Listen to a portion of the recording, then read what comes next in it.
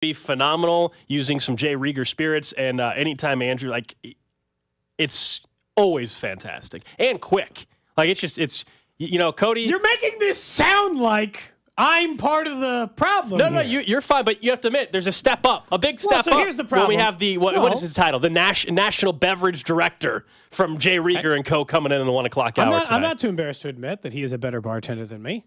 Well, yeah, of course he is. But he's also more practiced. I'm rusty. Oh, wait. Okay. I was a little faster in my prime, Fair enough. Back when I was making drinks all the time. I don't think I'm being judged fairly based on the type and level of bartending I'm at right now. Okay. I don't think he makes it way tastier. You don't like the drinks I make you? I thought that old-fashioned last week was very good. I didn't say that. I said his presentation and all of it is very impressive. Yeah, it is. Right? It is. But he's also worked at some of the finest cocktail bars in this city, so he's definitely better than me. So we're looking forward to that in the 1 o'clock hour. Get us set for the weekend. We'll have our show bets today, our final game predictions going on. We're also going to hear from Andy Reid and Patrick Mahomes from Frankfurt, Germany. We'll go live out there at 11 o'clock today. So that's the expectation. We could also potentially hear from Travis Kelce. But for sure, Andy Reid, Patrick Mahomes, live right here on your official broadcast partner, the Chiefs. We're also going to check in on the ground in Germany with Kling in the noon hour today as they landed. They landed around 9 a.m. Germany time and 3 a.m. our time or so, roughly. That's just got to be so disjarring. Although I saw some photos. And so the plane, the charter plane they took, had 44 like first class, they called them upper class seats, okay? And those are the ones you see that just like, if you're going to fly international, you got the money, that's the way it's got to the live. bed, and it's got the thing that like curves to give you privacy, like, and so you can actually sleep. So there's 44 of them. There's a 53-man roster plus coaches. I want to know who are the 44 players, because we know it was all players, right? The 44 players. You don't think Andy's getting one of those? Maybe. He might have been like, hey, the players need this rest more than I don't know. That's my question. Okay, Who are the 44? We know the obvious ones, but that means there's 9 players at least that are like, you know what? We don't need you getting as much sleep as these other guys. You draw straws? I don't know. I mean, like, here's the problem. You can draw straws, but some guys don't have to draw. Mahomes, Kelce, Jones. Any starting 22. Yeah, yes. I'd say any starters locked in. Anybody that gets more than 10 snaps a game automatically locked into one of those spots. What's funny is it should be the other way around. Like, realistically, it should be the guys who, the guys who deserve it are the guys who, really can't afford it. I mean, Patrick Mahomes can fly private whatever the hell he wants. Yeah, but it's about making sure they slept so they're ready to go for the game. I know. It's just but there's only 44 of those. The rest are just your standard, fairly standard seats. They make the wide receivers all draw straws. Like, all right, guys. The wide receiver room doesn't get the get the upper class seats. Nobody's seat is automatic. Yeah, something tells me that it's probably some random special teams player. Should it be a size thing? We don't discriminate. Do you think Harrison Butker has got one of those seats? Yeah, of course. He's a starter. Let's be honest. Does Joshua Williams, who's like 5'11", 180 pounds, does he Tommy need Townsend? a full-size bed? It's about who's playing, man. To me, it's who's playing. Like, if you're third on the depth chart, you're probably in danger of not getting one of those 44 seats that have the bed. Man. But if you're anybody that's getting snaps, significant snaps, automatically. Text line does say they're a little surprised I did not wear lederhosen to the show today. I did not. Yeah, I don't own lederhosen. Thank goodness for all of us. Why? I mean, that's got fully clothed. I'm not, I know. Yeah, I just would. You already dressed up this week once. Halloween was Tuesday. How many times can you put on a costume at you? Honest to God, if somebody had lederhosen that I could have borrowed, I probably would have worn it. It'd have been funny. So I don't though. We will go to Germany a couple times today throughout the show. Excited for Sunday, obviously, and what the narrative is going to be after this game on Sunday is kind of interesting, right? I mean, if the Chiefs win, it probably is like, okay, all is well again in Chiefs Kingdom. If they lose and it has any bit of representation like it did a week ago off of turnovers and wide receiver struggles, then it's going to be a long, full bye week before the Chiefs then have a huge Monday night game against Philly. Yeah. But I'll be honest, like, if you tell me the Chiefs, and I think they're going to win this game, but if you tell me they lose on Sunday, but the offense performed well, had red zone success, and the wide receivers were better, and they lost a 38-35 shootout, are you feeling better or worse after, going into the game than you do right now? Like, you want to win any way possible. I understand that. But there's differences of how you lose, right? We understand. Yes. Like, if they lose and it's 34-17 and they turn the ball over 3 times and they were 1 for 4 in the red zone, we're going to bury them. Yeah. But if it's a shootout and you lose on a last-second field goal, but the offense actually looked good, you're probably like, okay. I mean, it's 2 in a row. So the Eagles game becomes like almost a must-win type of situation for number 1 seed stuff, even though they're an NFC team. I understand this notion that is like people think that we're a little too soft on them at the moment, right? Oh, no, you're too soft. Whatever version of this you're going to get. But let's face the reality that is I've seen them compete at this level time and time again. If they lose, especially if it's just any kind of normal loss, right, Gold? Let's take the blowouts out of this. Blowout of Miami, blowout of the Chiefs. And it's just any other normal, standard, run-of-the-mill NFL loss. I am not going to tell you it's over. But my confidence will be shaken in what I think where they are now and where they will end up being. I'll be a little bit concerned that, okay, they're going to have to really figure some stuff out here in the bye week and figure out ways to score offensively that are now officially creative. No more run your standard offense. Let's just have guys go where they are. And instead, all these things that we normally talk about with subpar offenses, like maybe you should roll out more. We should get him moving. Or those are the things that are going to have to be in play. To this point, they've mostly just been themselves and tried to make it work. And it looks a little bit different. If they win, then I want anybody who has tried to, over the last 2 weeks, tell me to panic over the Chiefs to shut up about it. Because I'll be honest, they take down one of the other 6-2 teams in the AFC on a neutral site on, in a foreign country where plenty of things could go wrong coming off their worst game of the season. They get any kind of win against Miami, they have once again proven to the rest of the league that we're the top dog. And we don't have to worry about little one-off games against Denver. Yes, there are other good teams that are maybe just as good of us versus other years where we were clearly separate, but you're just still going to have to go through us. Arrowhead Invitational, right? All of those things, I think, come into play if you win. Yeah, the defense is why, no matter what you feel about the offensive struggles right now, with the wide receiver room in particular, let's not forget, this defense is still a top 5 defense in football. That's why they also have a chance to, of course, win this game, even if you're down on the offense. It's because this defense has been consistent throughout the entire season. You can say the offense certainly has been inconsistent, or they've been consistently bad in the red zone or whatever, but the defense has been there no matter where they've been. And you know that even against Miami, this is a defense that, to me, at times will be able to make some plays. The question is going to be if it ends up being a point where you need that big drive from the offense, do you have faith that they can do that still? I hope so. Against this defense, maybe we can talk about here in just a minute. Miami's defense, that is. Nate Taylor, I think, put it really well yesterday when he was talking about what, kind of how he views this game in like a microscope. This is, to me, the official start of the season. The first 8 weeks were mostly just like, not a run-up to this point, but it was just like, hey, let's just reestablish who's good. We have a good idea of who's good now. Okay, let's see from now until the middle of January who is the best team, who's the most consistent team. And I still think Jacksonville has a good say in this. Baltimore has a good say in this. But it would surely help the Chiefs, if they obviously want to have the number 1 seed, to have wins over the Dolphins, the Bills, and the Bengals. Those are their most important games this season. And so this starts off that real run-up to the postseason. And when you toss in the Eagles as a part of that schedule, too, it's easy to say, yeah, he's probably right. All that other stuff was child's play that kind of mattered. Like, it was nice that you got your win against Jacksonville. It all kind of mattered. But now begins the beginning of the more difficult part of their schedule and the teams that are going to stand in your way if you want to go repeat as Super Bowl champion. And typically the Chiefs play their best ball when it's against teams that we all know and they deep down know are contenders. I mean, that just... You would love to never play down to your competition and all that, but it's been the opposite of what happens with the Dolphins so far. The Dolphins, the question is, can they beat these championship caliber teams? They can beat the scrubs, if you will.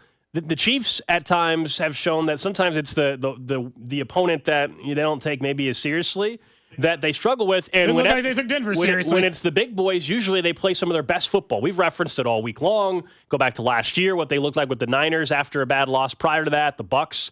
You go through these bad performances prior, and I think Patrick Mahomes has only lost back-to-back games like twice or 3 times in his career, something like it's that. a very small number. And we mentioned when the offense struggles in the game prior, he's 9-3, even against the spread, let alone his outright win record. So there's a lot of history, and you can say that's last year, that's the past. This is the same quarterback, the same OC, the same tight end, a lot of the same roster, and a better defense. So I do think they bounce back. I'm really not worried about all this travel concern stuff, and we all have preferences if they would have got there a few days earlier. But I just don't believe they're going to have the first half struggles that a lot of teams that have traveled late have had in these international games, because they had their, in my opinion, no energy clunker of a first half this past week. And Mahomes had the flu. Really ugly. Like, we know that's not a factor for this game. By all accounts, nobody else is sick heading into this game. And Patrick Mahomes certainly doesn't have the flu anymore. Like, I was going back through, because again, I think so much of what you're talking about, like people's desire, not to bury, but like people's concerns over the Chiefs versus, hey, I don't want history to dictate how I feel about this team. Last year's wide receiver unit was not decidedly better. I know that they have massively underperformed. I'm not pretending like they've not. Yeah.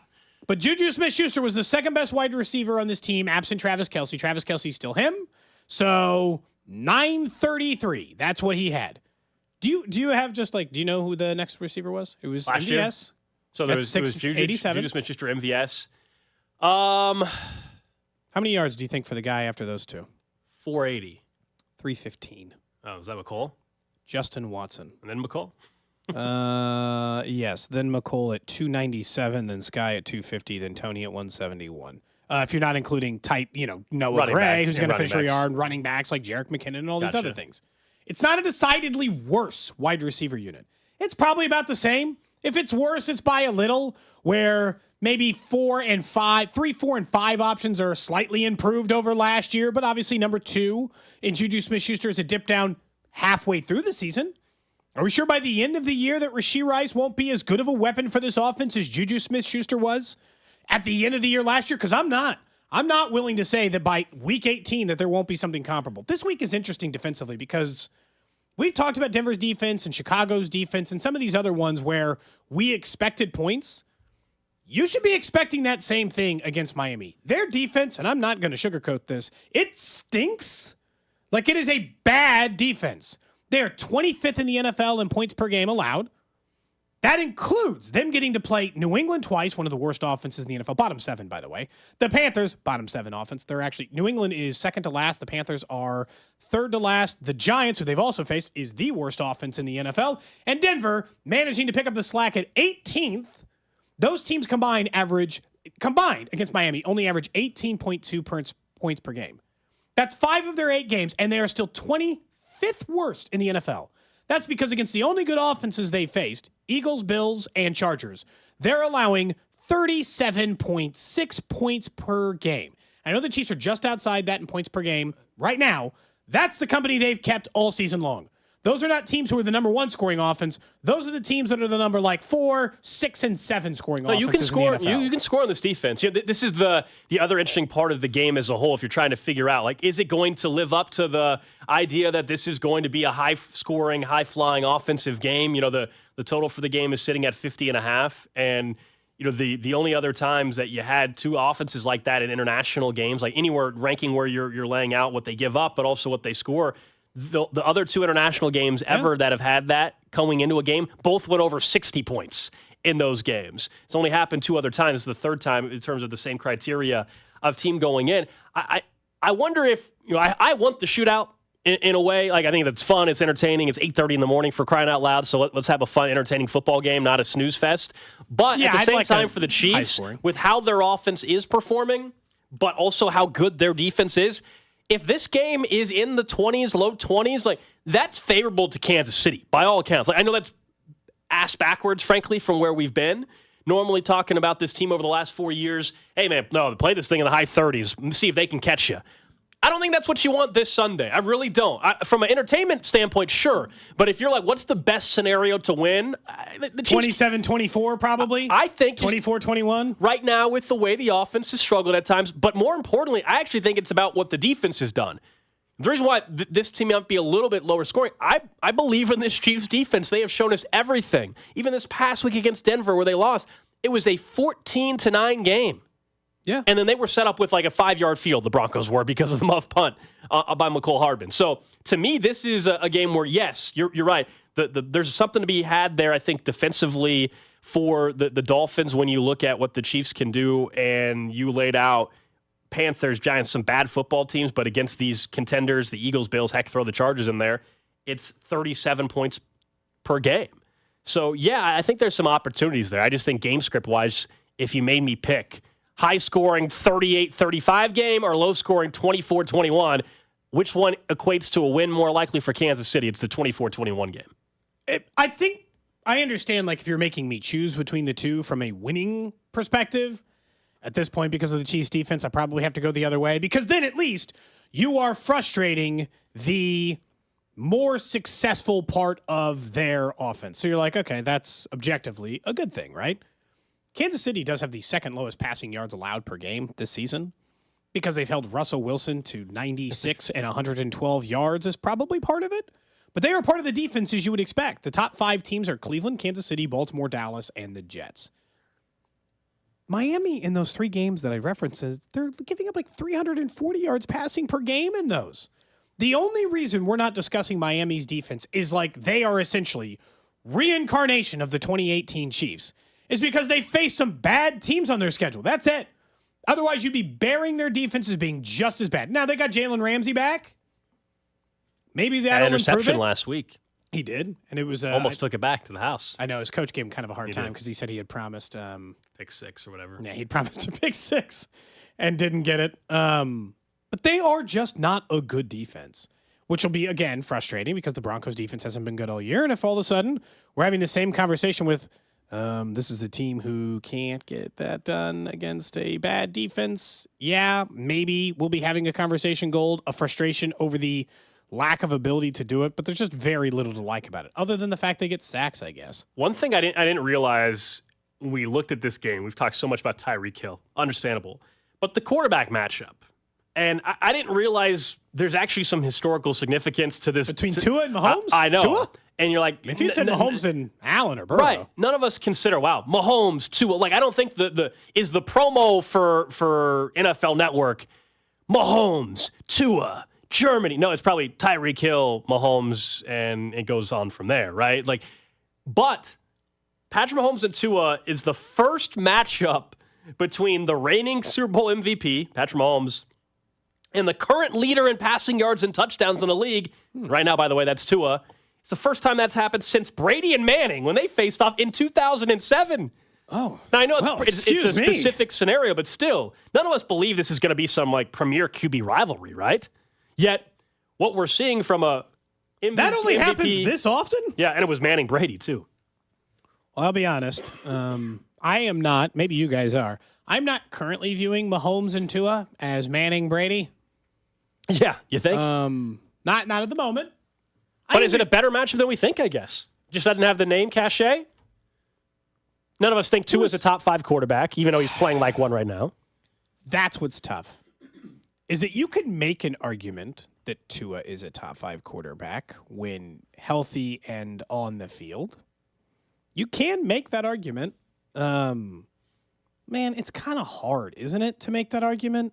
Like, realistically, he's having a great year, but he's not way off of the numbers from what Mahomes is doing. We consider this kind of a down performance from Mahomes. He got 3 more passing touchdowns, 100 and a little change more yards, and 1 less interception. I mean, he's a good quarterback. I feel like I still view Tua as good quarterback, maybe top 10, top 12 in the league. Tremendous situation. Until proven otherwise, he is just in the most idyllic situation in the entire NFL. Look, maybe I'll have those questions about Burrow one day when he has to go do it without Chase and Higgins and Boyd and Mixon, right? And he doesn't have that collection of talent. But damn, Tua's surrounded by the best wide receiver in the NFL in Tyreek, another very good wide receiver in Jalen Waddle, a great running game. Like, it's a big matchup because the teams are great. I don't know that I look at it as the quarterbacks against each other. Yeah, neither do I. That was why I thought it was interesting to bring up that it's the first matchup between the reigning Super Bowl MVP and the leader in passing yards and touchdowns since 07. But, I can't believe it's been that long. And to your point about what Tua's doing with these weapons, and nobody should apologize in Miami for what he's doing, but I have seen Burrow and Allen make the tight throws, window throws consistently, and do Tua. Have you seen, honestly, this year a play where you're like, man, the play completely broke down, and Tua was the reason why they won a football game? I mean, legitimately. No. This is a credit to me, not only to Tyreek Hill and Jalen Waddle, but Mike McDaniel and the scheme, and they scheme them open maybe better than anybody right now in the league. Partially because you can, because of the talent, but yes. But I think, it's very, very infrequent, I would say, that Tua, you're like, man, he really had to throw that one in a tight window to get it to Jalen Waddle or Tyreek Hill. Hey, keep doing you, but I agree with you that we've seen throws like that from Burrow time and time again, Mahomes, Allen, go down, whoever, Jalen Hurts.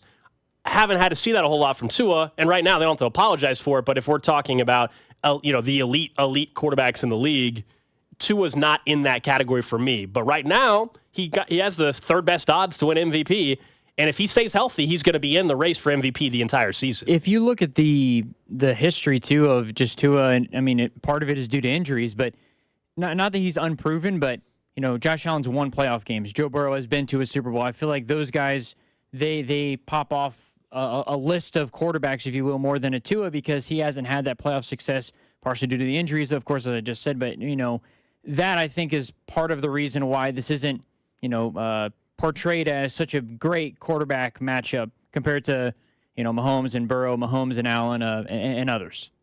It's just hard. You're right, because some of this is, I can't put it over. Like, if you made me rank right now, right? Mahomes versus, and then fill in blank quarterback. How far before I get to Tua? Well, I'm definitely getting to Burrow and Allen first. To be honest, probably getting to Jalen Hurts. They face each other in the Super Bowl. Hurts was the runner-up for the MVP last year. So he's certainly been in the mix, and he's played in a Super Bowl against Mahomes, so probably him. Is it Mahomes Lawrence? Is that the, I would rather have Trevor Lawrence as my quarterback long-term, that's for sure. If we're just talking about just pure skill set. They and have talent. also faced each other in a postseason game, like we previously talked about. They took on each other in a divisional round game. And it wasn't some quarterback versus quarterback, blow versus blow type of game, but it takes a little while before you get further down that list. Look, if they start going head-to-head, they do battle on this thing in Germany at 8:30 in the morning. They go toe for toe. Mahomes wins, Tua wins, whoever, and then they got to face each other again in the postseason, and we get another battle. I'm probably changing my mind on we should be talking about this like a big quarterback matchup the way we typically do in big NFL games. Like even for Philly and the Cowboys. Man, take whatever you think about Dak. You talk about that game like it's Hurts versus Dak Prescott. We do not intro this game like it is Mahomes versus Tua, even though statistically, like you pointed out, maybe for this particular game, it kind of deserves that. It's all about Tyreek Hill, Patrick Mahomes, and Travis Kelce. I mean, that's the marketing angle. Yes. If you're in Germany, and again, we're going to head out to Germany in about 35 minutes or so, and hear from Andy Reid and Patrick Mahomes as they get set. Today's their first practice. They're on the practice field right now, as a matter of fact, as we speak in Frankfurt. Drew was doing our weather updates for us earlier today, and it looks like it's kind of like cold and very windy, and maybe a chance of rain on Sunday when the Chiefs take on the Dolphins. Up next, though, a reminder about where the Chiefs sit, bigger picture moving forward, and it tells us the maybe thought process that Brett Veach had at the trade deadline. We'll explain that next year on Cody and Gold. Cody and Gold on 6.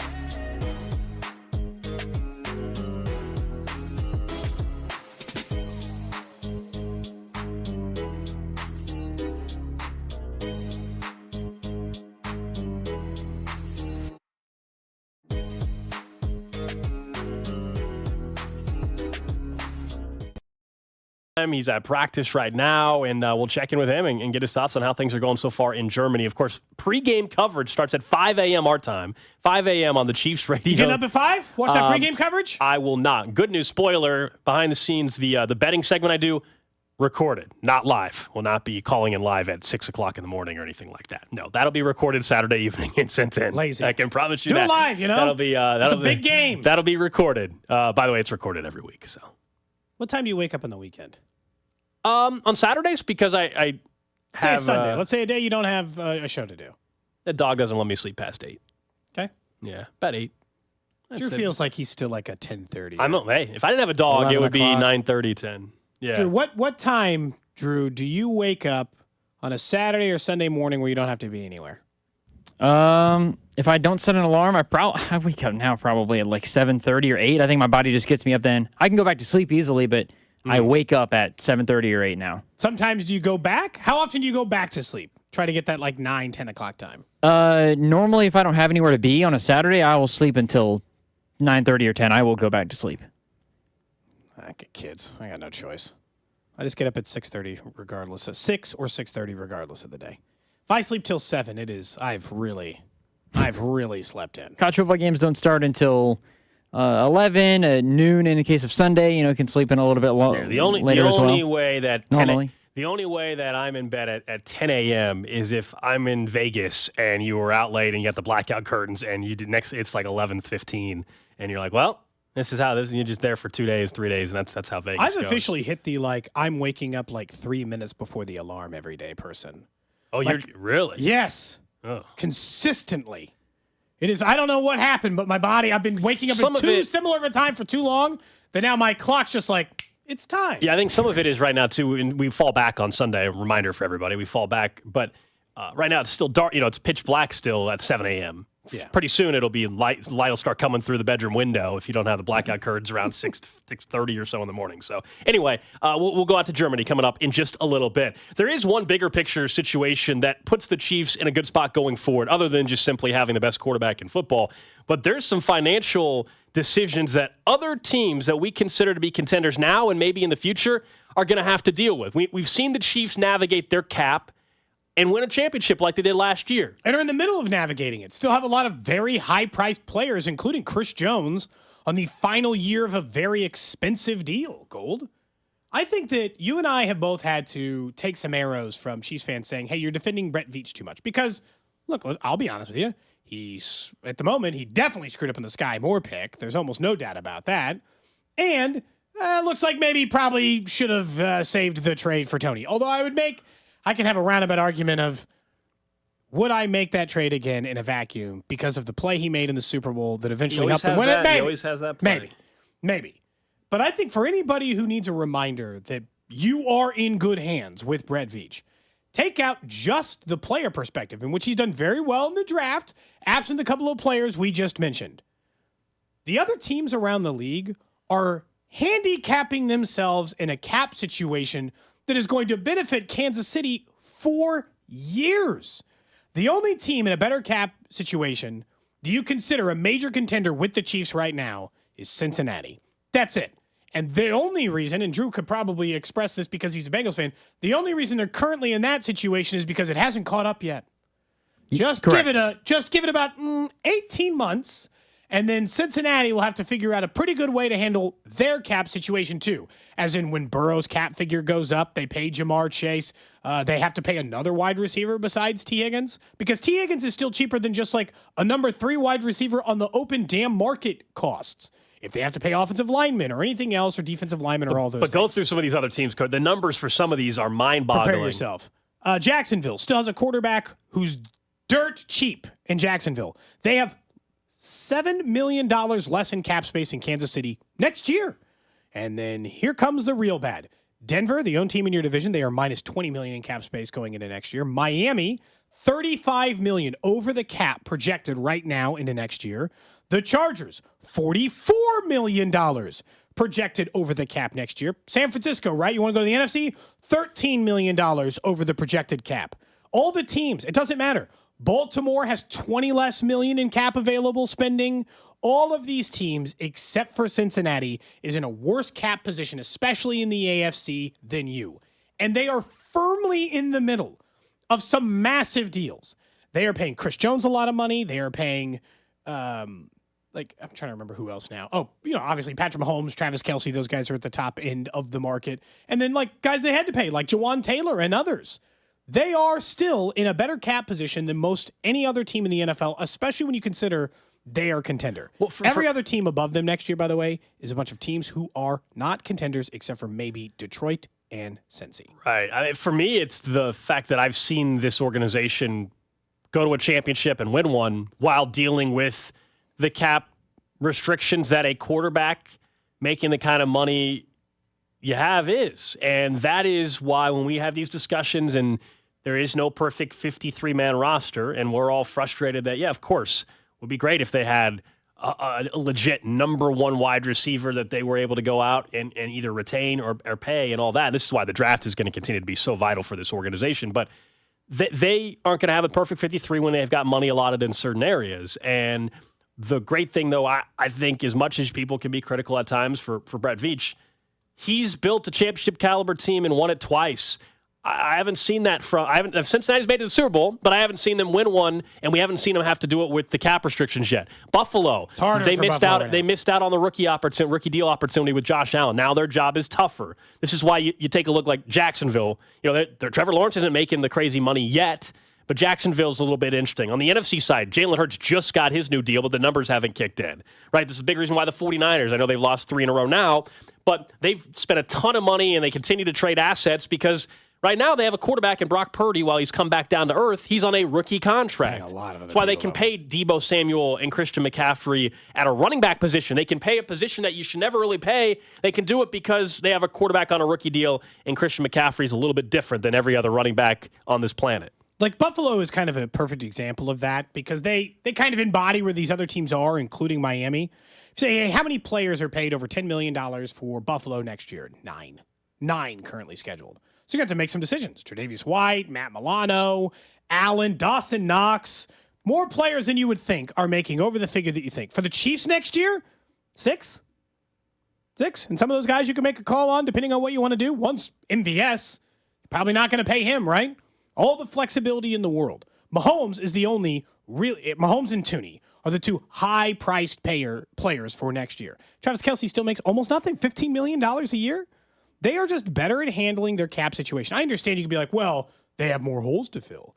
They're going to have to find left tackle and defensive end and wide receiver. No offense, but by the time Buffalo gets itself $40 million out of the red, do you think that they aren't going to have those positions to fill? Do you think that after they cut all these players and those price tags, you think they're not going to have needs? Because Buffalo and Miami and these other teams that we're talking about decidedly will have the same problems the Chiefs will. But the Chiefs have been better at drafting in this situation, and they're already in the middle of it. They know how to survive and live and create inside of this world. And they haven't even just mortgaged all the cash to go big one time. What if they ever did that one of these times? They go out for the wide receiver and they're like, screw it. We'll be cash strapped for the next couple of years, and we'll chase down this negative dollar figure. It's just one of those things that I think you should really appreciate about Brett Veach, even if you've been frustrated by a couple of the picks. Coming up in about 8 minutes, we'll get to the trash of the day. And a reminder, we are about 20 minutes away from head out to Germany. Going to hear from Andy Reid and Patrick Mahomes right here on 610 Sports Radio. There is a huge game, though, tomorrow afternoon down in Athens, Georgia. It'll be, a 3:30 kickoff between Missouri and Georgia. Number 2, Georgia, in the college football playoff ranking, and number 12, Missouri, in the college football playoff ranking. A huge opportunity. The Missouri Tigers are 15.5-point underdogs. I actually do like Missouri, by the way, to cover in that game, maybe even more so in the first half as well. They've played Georgia close here the last couple. 7 or 8? I can check the update number. I can get to the answer in a second. I think, one, this could be more competitive than people think. I haven't been all that impressed with the quarterback play. There's no Brock Bowers there for Georgia. It is in Athens, though. That's the challenge and why I think ultimately Georgia wins. But, man, think about this. The fact that Missouri, if they were to go shock the world and beat Georgia, SEC title game, college football playoff, all of National it becomes very realistic conversation. They still have Tennessee on their schedule as well, right? It's not like this is Georgia and then Arkansas is it. They do have Arkansas remaining, which is a nice opponent for them. later on to take care of. But this sets up everything, it's always cliche, like everything's in front of you. Like if they beat Georgia, everything's on the table though. It's been a long time, probably since Missouri was in this position. That's why this is such a massive game. Look, you can lose and it doesn't fundamentally change the fact that you've to me, the version of college football winning that always confuses me about the big fans of the sport, which is, man, what a year. Because college football celebrates more like 9-3. You just went to a nice bowl, but you weren't in the tournament. You didn't have a chance to win the title. More than any other sport, right? People don't be like, wow, we were in the divisional round of the playoffs. We did it. Not unless you're up and coming. There's, 140 teams or whatever it is. Yeah. I understand how college football comes to that. But nothing fundamentally changes if you lose to Georgia. You can still have an incredible year. You did a great recruiting job. You've got more good recruits coming in. You held your own, especially if you beat Tennessee at home the following week, right?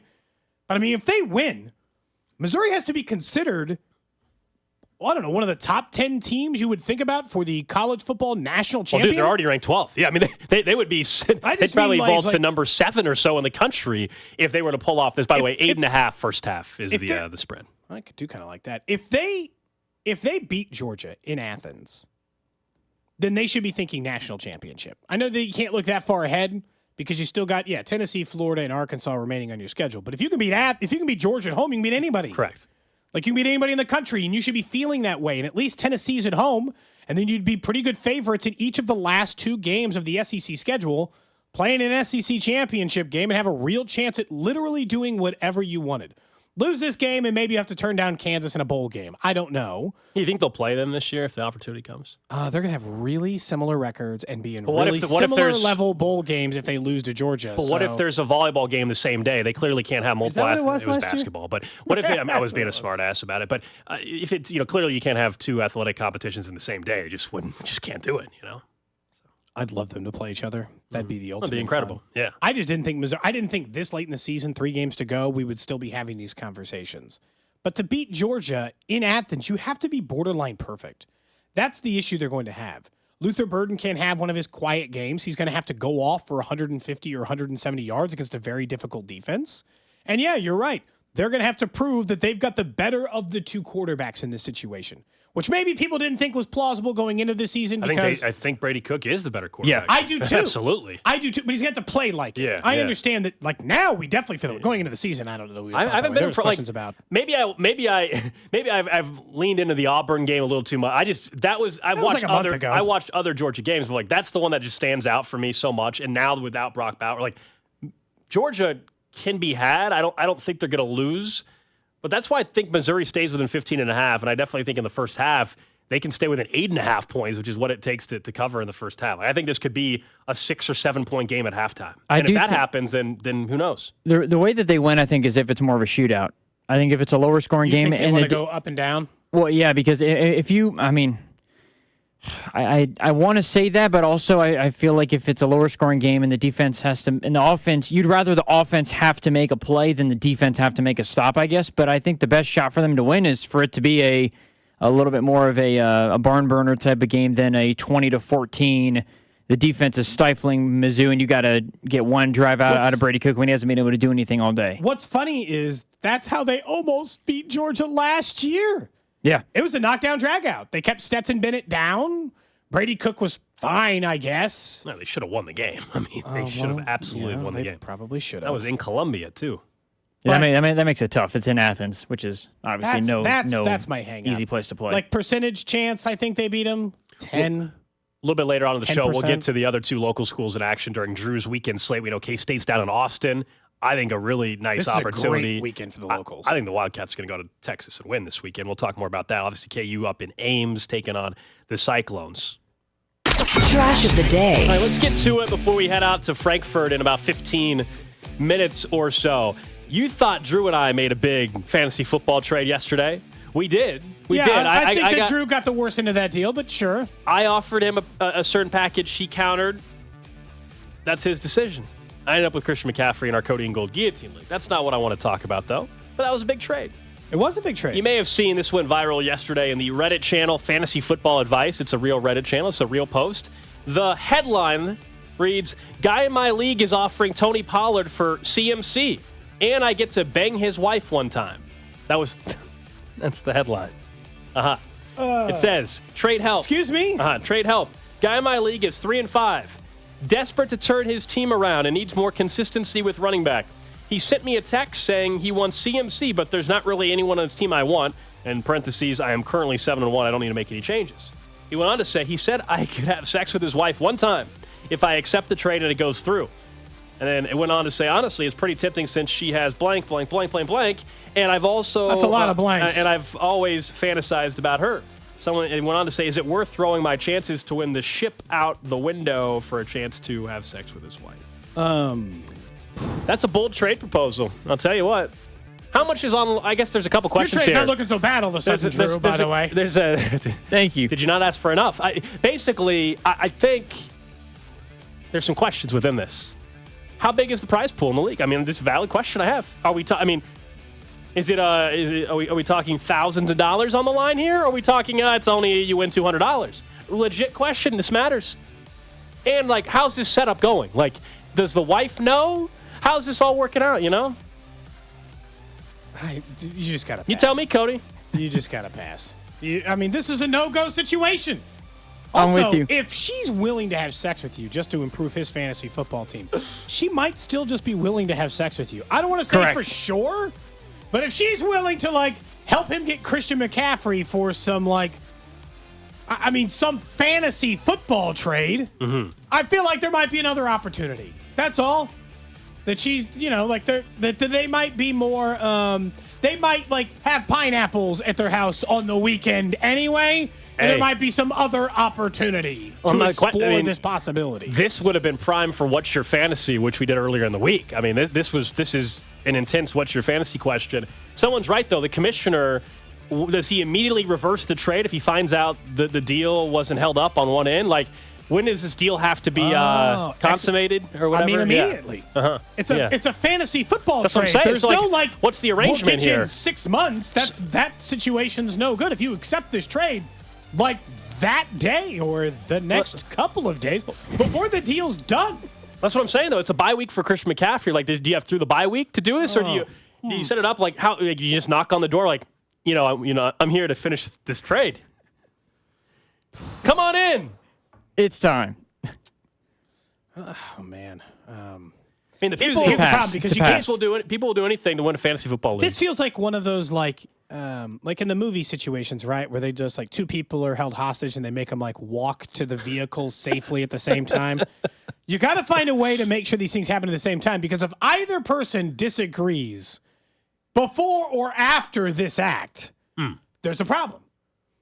Because if that person's I'm not actually trading Christian McCaffrey, problem. I assume once the act has begun, the trade is official. In retrospect, the trade goes through first, then the act. And if for some reason the act doesn't happen, then you can reverse the trade. Because you can't reverse the other one. Do you see what I'm saying? Correct. That can't be undone. Yes. That part of the deal is just definitively done, or it's not. The Christian McCaffrey part, you can at least, that can be reversed like it never happened. The other one can't. So the next time you think you do anything to win your fantasy football league to pull off a trade, I don't know if you're actually being honest with yourself. This guy was. Take our trade out of it, Gold, because first of all, that's not happening. Second of all, if you get offered this as a single guy, what is your thought process of this? I mean, I assume the person's not with a married woman. I have not. I'm assuming that. Sure? Am I sure? Yes, I am 100% sure. Just making sure. I would also just think the person's being unserious. That would be my first reaction. You'd be like, "Thanks, man, but I'm good." Yeah. Yeah, you wouldn't think that's a. I'm not in the business of ruining marriages. How about that? Well, in this case, they both seem on board. It's a good place to be. But that is I would say that's a good strategy. Yes. It's a good side to stand on. Typically. I think we'd all prefer that most people aren't on that side of things. Someone says, guys, I have the show on at my work cubicle and had to awkwardly turn it down with his topics. Might call it a half day to save face. Thank you, guys. Love the show. Sorry. You're welcome. You're welcome. In fairness, it'll just be Patrick Mahomes and Andy Reid here in a little bit, so you'd be much safer here. Binkley, someone said Binkley talked about this morning and said, of course, he would have sex with the wife. Well, yeah, obviously. I got a hell of a deal. Maybe not as good as I thought, though. But I got a hell of a deal for getting Christian McCaffrey. Yeah, and I'm still projected to have the least amount of points, so it might as well have been nothing. But So you might get knocked out anyway? I need Jaron Hall to be good enough in this game, so Jordan Addison can give me. Oh my God. I thought at first you were starting Jaron Hall. I was like, I've got Joe Burrow. True. No. I've got Joe Burrow, but I've got Jordan Addison. I need him to be good enough where Jordan Addison does not give a goose egg. Just for me. one long touchdown. That's all you need. Also, Cam Akers, I'm starting him too for the Vikings. So if Jaron Hall's not working out, I need Cam Akers to just get fed the ball. You're putting a lot of eggs in the Vikings without a starting quarterback. That's where I'm at. That's where I'm at. Honest here. That's where I'm at. That's not the best fantasy football strategy, but we'll see how it works out for you. Honestly, at this point, Drew took such a huge swing just to try to survive. I'm obviously rooting for him to live one more week. You have to respect it. It's a bad trade, yes. I don't even say it's a bad trade. Lose. Again, I got Christian McCaffrey from you in our Guillotine League. For Joe Mixon and Michael Thomas. Joe Mixon and Michael Thomas. I mean, it was... You won the trade unless I win the league, essentially, I guess. Yeah. I feel very good about the trade. Feel very good. If I survive this week, it's going to be okay because I still have all the money that I had before. We'll be okay. All right, coming up next, we're heading out to Frankfurt, Germany. We go right out there to hear from Andy Reid and Patrick Mahomes right after their first practice as they get set to take on the Dolphins. Cody and Gold. The facts on this show are irrelevant. Brought to you by Gann Asphalt and Concrete. For asphalt, concrete, and parking lot maintenance, Gann Asphalt and Concrete. One contractor, all things parking lot. Trusted in Kansas City since 1994. Online at GANNasphalt.com. Where can you find steel, aluminum, brass, and stainless, and occasionally random stuff in the bat? The Foot, who has an extensive line of Blue Demon welding supplies, filler, rods, and wire. The Foot, who is KC's and Topeka's only stocking dealer for Fronius professional welding equipment. The Foot, who is KC's and Topeka's only Fronius authorized service and repair center. The Foot, where can you go to take a Fronius welder for a test drive? The Foot, where can you find Colossus, your friendly neighborhood robot? The Foot, just like Colossus, Metal by the Foot stands tall and ready to help both pro and DIY warriors with their metal needs. For over 35 years, Metal by the Foot has continued to up their game by providing you with the convenience and selection of metals you have come to expect. Discover new and unique quality products to take your project and skills to the next level. Get instant pricing on most items at metalbythefoot.com. That's metalbythefoot.com. When you need a piece of metal, remember, metal doesn't have to cost an arm or a leg, just the foot. It's tailgate season and Smokehouse Barbecue has you covered. Whether you plan on going to a game or having the party at your house, Smokehouse Barbecue will be there with you. Plus, you can take advantage of their game day special. A slab of baby back ribs, a pound of burnt ends, a pound of wings, a quart of beans, paperware, and servings for 6, all for just $79.95. They also have private banquet rooms at all 3 KC locations. Check them out at smokehousebbq.com.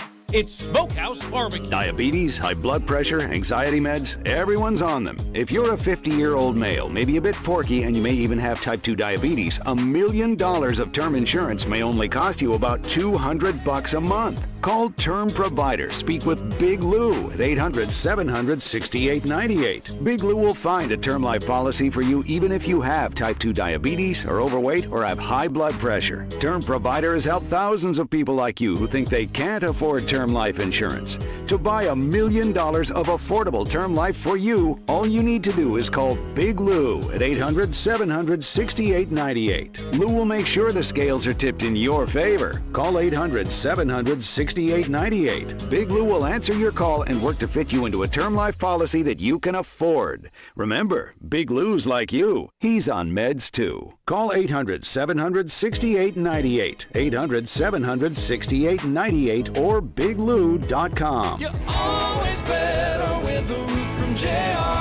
Well, on the first day of fall, the only thing that was falling was hail, and a lot of it. Don't wait for some hungry, storm-chasing roofer from out of town to tell you your roof's a mess. There's an easier and safer way to know for sure. Online, from locally owned JR & Company. Just visit jrhailcheck.com. Plug in your address and we'll pull a hail report. If there's nothing there, you have hassle-free peace of mind.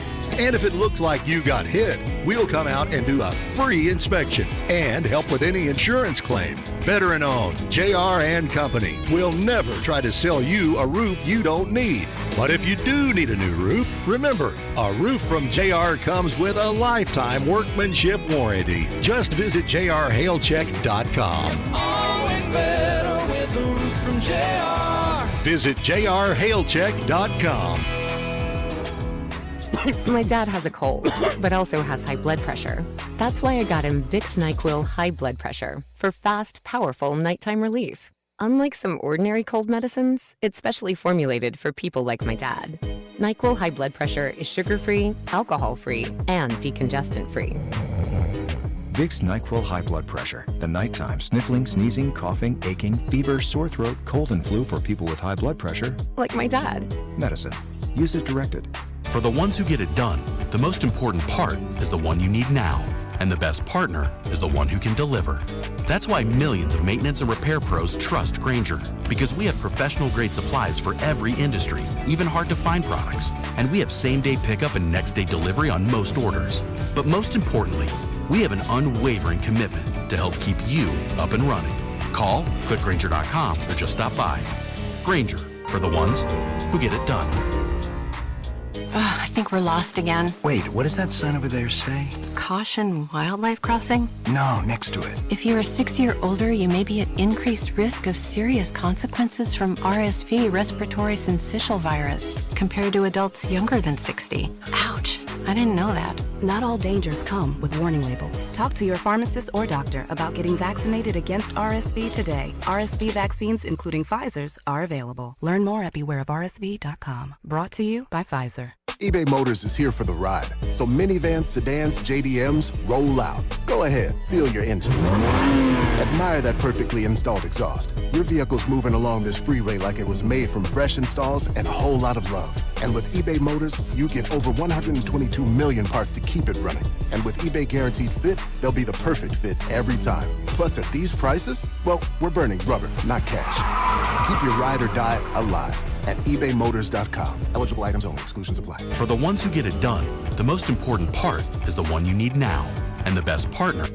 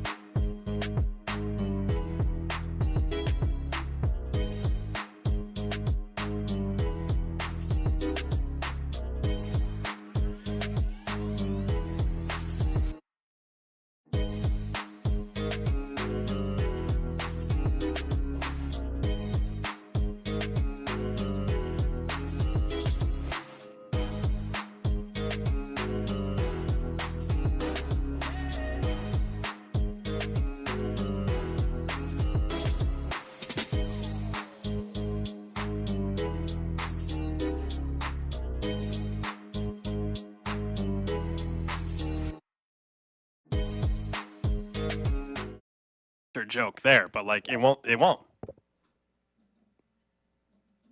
I mean, this is hard to watch sometimes. Mine's kind of doing the same thing too now. I like that we have the video stream up. So if anyone wants to know what it's like to watch Alex try to get his microphone to work so that he can actually function. Dude, you know what we need? We need like our guy Blair to build you like a specialty like wooden tripod thing that like a wooden Can just hold it up. like just holds All right, it up. I think we found it. I think we're good. You found the sweet spot again. I think we're good now. Okay. Yep. It's still not the right thing, but whatever. We're good. We are going to head out to Germany in just a couple minutes, as soon as they're good to go. Andy Reid, Patrick Mahomes, post-practice. They just had their first practice. They landed earlier this morning, 3 a.m. our time. And you may have seen on social media some footage out there. Kling is there, and we'll check in with Kling, at least expected to, in the noon hour today. Also, Pete Sweeney. This game is the most excited I've been for a regular season game since probably the Cincy one last year. I mean, this is the most anticipated regular season game in a while for me. At any point, this, including the opener, I'll be honest, I know what level of excitement I have for the opener, but they won the Super Bowl. The opener's cool because they're the first game and the NFL season started. I just watched them play in the Super Bowl. It was hard for me to, get up beyond, a normal amount for, that game. I hear you. A lot of the other regular season, this is probably top 3 of the last 3 years. They're both 6-2. Miami is doing things offensively we wish that the Chiefs were. I mean, it's just one of those games that, as it's gotten closer and closer, I've gotten more and more excited to watch this matchup between these two. Right. I mean, the opener, it's the banner unveiling and all that. I still think that's very, very high on the list. I get what you're saying from implications for this year as well. It's hard not to be excited. I mean, let's not forget there still is a game or two later in the year if Cincinnati were to keep on winning, where suddenly that gets back to being what we think that game was going to, or what we thought that game was going to be before the season started. But yeah, it's the Tyreek Hill angle. We've talked about it all week. This is why it would be great if the game was at Arrowhead. But I do enjoy the fact now as I'm seeing more images come out of Frankfurt, Germany, heck, even little stuff, just it's pretty cool to see how big, it sounds cliche, but how big Chiefs Kingdom is. As you're seeing, there's a Burger King that literally is completely transformed into just a Chiefs shrine. It's literally, they redid the entire restaurant. The championship is there, and seeing that there's, I don't know, looks like 50 different German media members that are there from outlets watching practice. How the Chiefs are taking over the country. And I know Miami's there as well, but this is a Chiefs home game. I'm sorry, it is, even in Germany. And this is their marketing area that they get to market at. And it's just cool to know that there's people that are watching American football maybe in person for the first time on Saturday or on Sunday morning, Probably. I'm sorry, and they're Chiefs fans. That's pretty damn cool. I'm excited just for that element and to see some of the scenes that are going to take place during the game. When they come back from break and they'll have I don't know if it'll be Sweet Caroline or some song, right? And the whole stadium singing. It's just going to be some really cool images. And of course, in order to cap it off and make it really special, the Chiefs are going to have to win. It's just, what doesn't the game have? All right. Normally for a great game, what do we want? 2 good, well-record teams late into the season. Great. 6-2. 2 teams at the top of the AFC. We're good there. Good quarterback matchup. As you previously pointed out, I mean, Patrick Mahomes already makes a good quarterback matchup. Tua is currently 3rd in the MVP race, leads the NFL in passing yards, and leads the NFL in passing touchdowns. Cool, we're good there. How about a little juice, little heat between the two teams, right?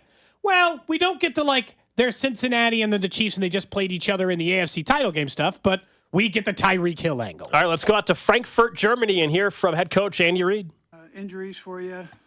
Really, Clyde is the primary one. He is out. He was sick, and so we left him back in Kansas City. And then Willie Gay was limited today, but did some things. We look forward to playing the Dolphins, and in particular here in Frankfurt. So it's the people have been so nice to us, coming here and welcoming our people that worked with them from Kansas City, have done a phenomenal job too of setting things up for us at the hotel and then here at this beautiful facility. So with the national team. Anyways, with that, time is yours. All right, we're going to start in the front right here in the middle. Yep.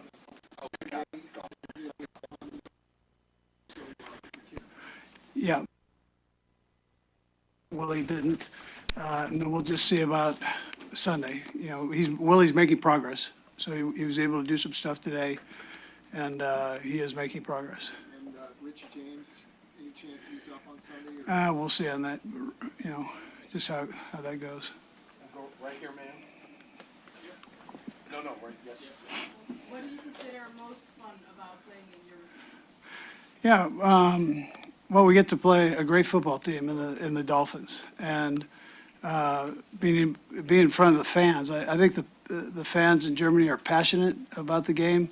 I've also seen fans from Kansas City that have traveled here and from Miami. So both those teams will be represented well. And then the German fans I know are very excited to be out there and to watch this. And so we appreciate that. Yeah. Sam? And it's based on when you leave, it's a little bit damned if you do, damned if you don't. But what are the ways that you try and, keep the guys, well rested ahead of the game on Sunday, especially? Sure. Yeah. Sure. I mean, the travel is the challenge, and the only reason that we came over today or yesterday, which ended up being today, was that I've done that before a couple different times. So, and the guys seem to respond to it. But I know every situation is different. Every team is different on how they go about it. The Dolphins came over earlier because they believe in that. So, but that's just what we've done. We try to make sure the guys stay hydrated, which you can get dehydrated during the travel period, 8-hour flight, and then make sure they get their rest on the plane, and then obviously tonight's an important night for them. Right here, sir. The German fan community is really looking forward to that game, seeing you now and reacting to that. What do you expect from them? Because it's not like a typical home game. Can they do something to make it special for you guys? And Well, if you have bratwurst, that's I haven't had bratwurst. I'm gonna have one though, for sure, and maybe two. So the fans are going to be loud. I mean, and they're going to be loud for both offense and defense. That's just how that goes. At least with my past experience playing overseas. So that's okay. We like that. The thing I've seen is just there are a bunch of different jerseys from different teams in the stadium, and we like that in the National Football League because that fan base is very important. To have a fan base that is in Europe is is a big thing for all of us. And so, and I remember back when it was either the World League or USFL, whichever one it was, all the teams they started all through Europe, they all ended up in Germany.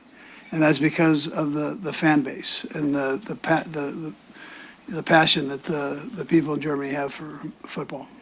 And just kind of related to that, obviously from a purely practical standpoint, you not have all the logistics to go through here, but can you feel all the benefits or what the benefits are to doing something like this in a bigger picture sense?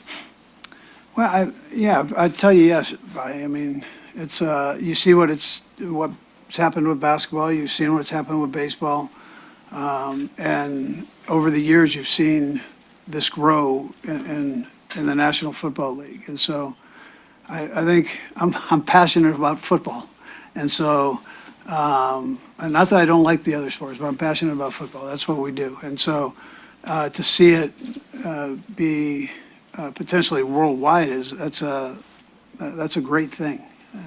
It's an enjoyable game. It's fun. It's exciting. There's a little bit of that I don't know, angriness that comes out in guys, and they go out and play and hit each other, and sometimes that's good. I've always said if we could figure out how to get all the countries to play, we wouldn't have wars. We'd just go play football, and it'd be a great place.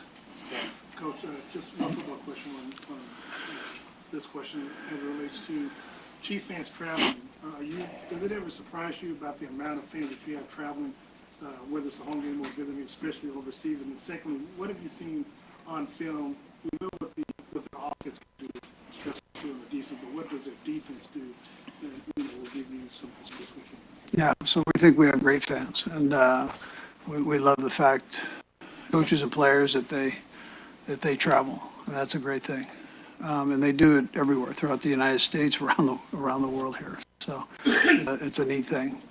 The Dolphins' offense is very, very good. They're number one in the National Football League right now. So it's a great challenge for us. But that's why we do this. That's why we do it as coaches and players. You want to be able to play against the best, and so that's where they're at right now offensively. So, hey, Coach. So every week, teams are rolling out a new method to stop Tyreek Hill. Nothing seems to be too effective yet. What's it like game planning for a once in a lifetime player like that? Yeah, how great is he? He's a heck of a player, and and they've got a few of those. They've got a couple great players on that team, offensively and defensively. But Tyreek, we're familiar with. He's been doing this a long time and at a very high level, and he hasn't slowed down. He's putting up great numbers. So our guys know that. It's a great challenge for us, our secondary, to work against him. So that's what we're practicing for. In the back, sir. You already talked about Tyreek Hill. It's the first time you meet him as an opponent. It's the first time you meet him as an opponent since he left Kansas City. So what will it be, putting the sports aside, what will it be on the personal level to meet him again on the pitch? Yeah, well, I've always got along good with Tyreek, and heck, I'm one of his biggest fans as long as we're not. All right, we'll try to get reconnected. Drew, let us know there. I know we lost connection in Germany there. Andy Reid's press conference, speaking to the media for the first time after practice. And, of course, the Chiefs will be playing the Dolphins, and we'll see if we get a little bit better connection there. He was talking about Tyreek Hill, and he's been complimentary all week. He's been asked a lot about Tyreek Hill. And They won a lot of football games together. Yeah. He put up a lot of big stats together. Yeah, and there is nobody that knows Tyreek Hill better than the Chiefs coaching staff.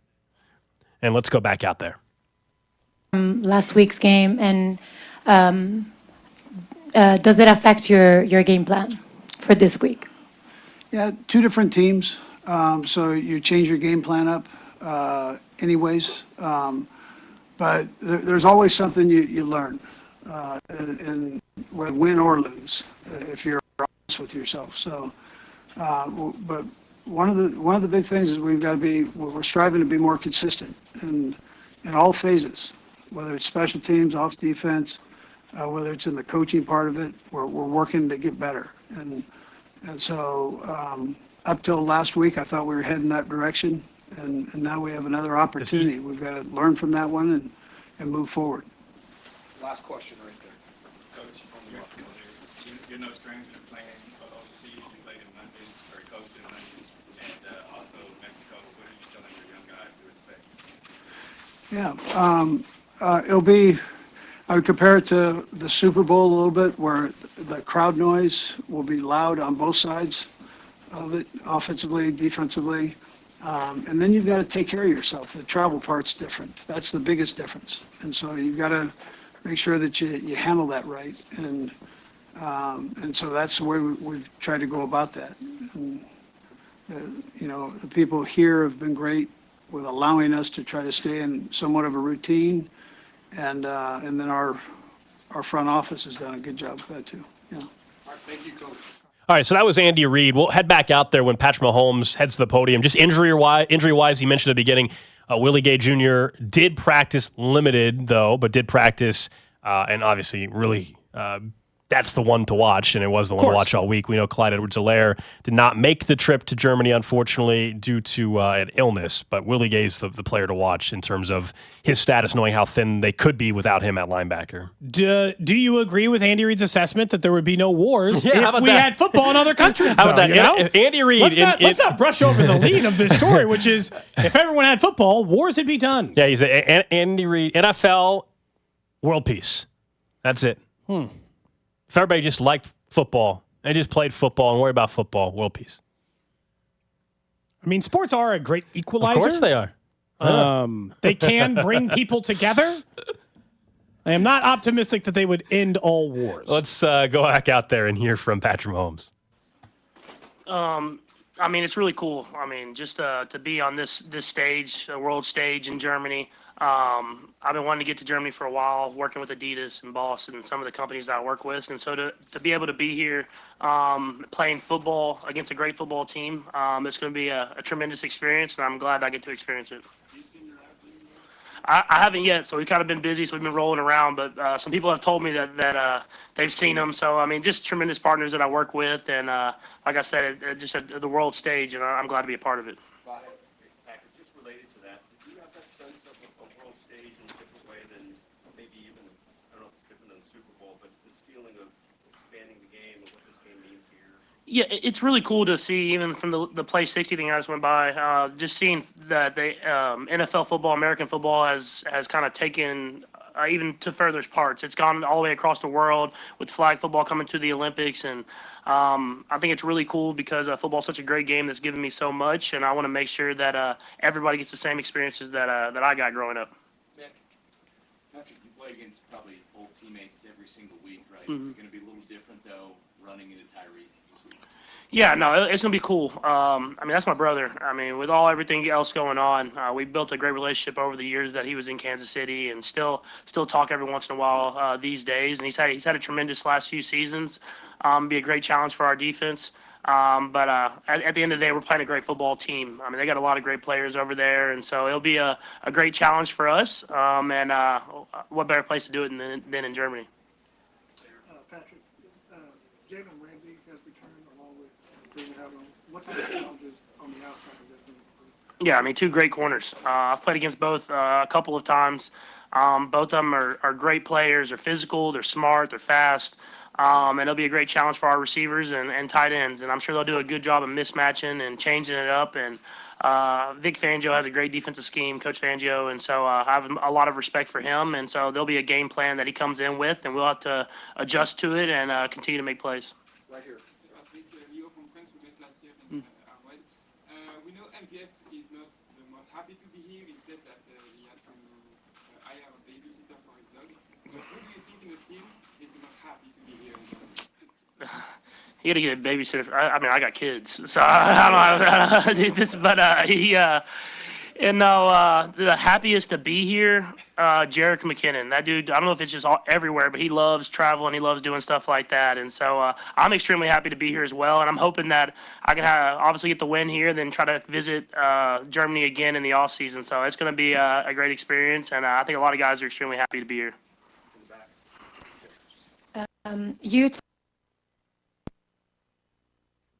All right, we lost connection there. We'll try to go back out. The Patch overseas Mahomes. connection really getting the better of us. Yeah, I mean, do they have 5G out there? They have 10G. What's the internet like? Sure they do. Frankfurt, I would imagine the internet should be pretty good. We've had some connection issues out there. How about that? Patrick Mahomes, the last question he got about traveling and stuff. So good, dude. He's like, hey, so MVS was complaining because he had to get someone to watch his dog, and then he's like, dude, I got kids. What do you mean? Let's go back out there. I mean, with your travel passes, you would be an amazing flag football player.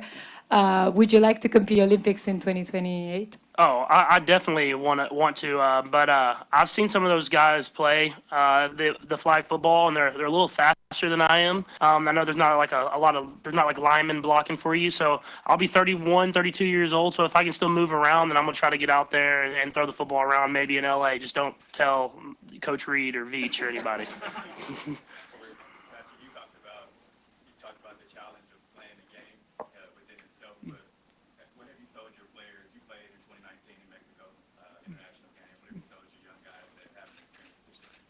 Yeah, I think. I mean, first off, like Coach Reed was saying a little bit, I mean, playing in the Super Bowl, I think is going to help. Just with the fans cheering from both sides, and there's energy the entire game, and everything like that. But I think other than that, you just got to focus on the football. You enjoy the atmosphere, especially before the game starts, and you walk out there and you see the fans, and I'm sure they'll be singing and cheering and everything like that.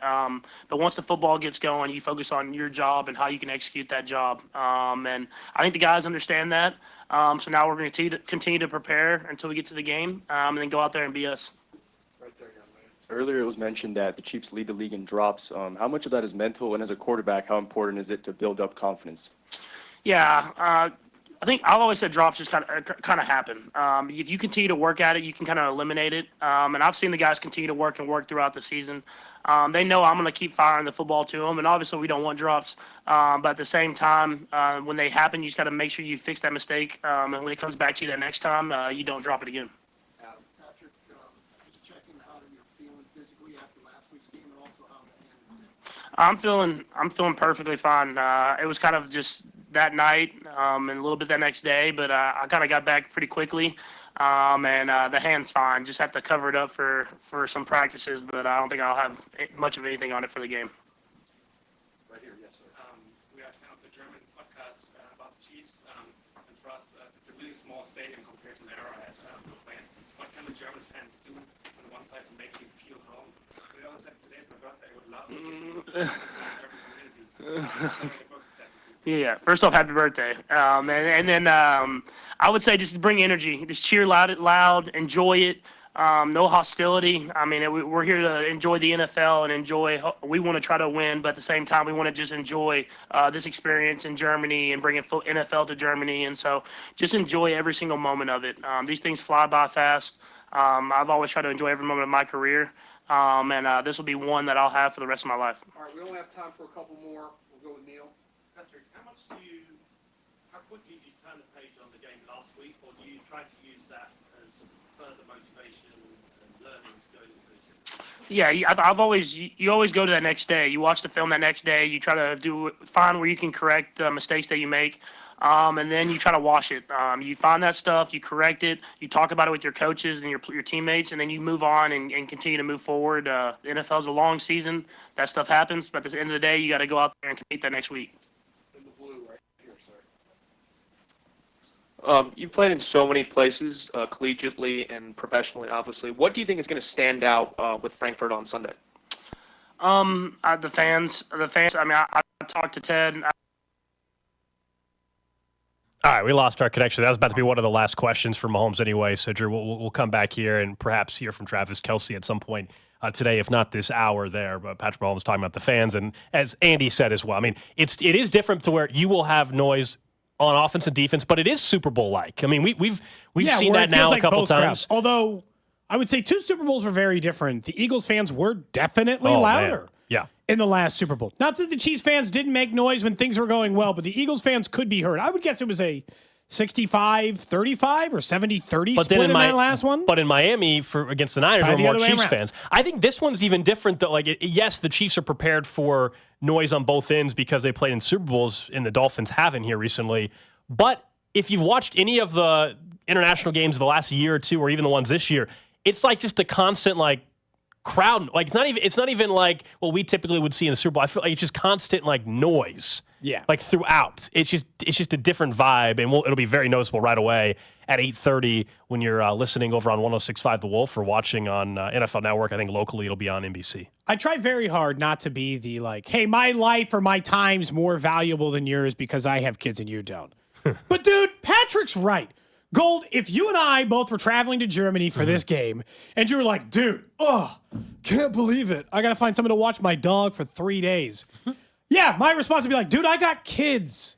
Do you think that it's easy to get someone to watch your kids? They can't just go get boarded up with an extra frozen bone for the weekend. It doesn't work that way. By the way, if you right now, assuming you had your passport is active and everything and not expired, if right this second somebody said, hey, by the way, I have tickets for Sunday, and the flight's taken care of, you would find a way immediately to take care of it. You think I'd find a way? Yes. Because I sure as hell would. It'd be easier for you. Yeah, but I bet you would as well. You would get there Saturday. You get there a day before the game. I don't know, man. I mean, that it's feels like 7 o'clock it's about 6 o'clock right now p.m. That feels like a lot. If someone said, Cody, free trip to Germany now, I got a place to stay, a flight, but you got to leave in 3 hours. You'd have Gold watch your kids. I don't think Gold can't watch my kids. No. Dude, I feel like I tell you this much. Gold would probably get through it because he would just be like, look, watch your iPad. Yeah, Nintendo Switch, frozen pizza. Here's a candy bag, and that's what we're doing. Here's your entire bowl of Halloween candy. Here we go. Let's go. Uninterrupted. I've been letting my kids eat 3 pieces a day. Gold's just like, look, as much of this bowl as you can get through. Go nuts. Pretty much. That's how it would have to go down. They pass out? Eventually, they'll fall asleep on the couch or something, watching a movie. And then at some point, they'll have to get, carried to bed. And then hopefully everything goes well until they're wanting to wake up at 6 a.m. and I'm exhausted. That's how it would probably go. Yeah.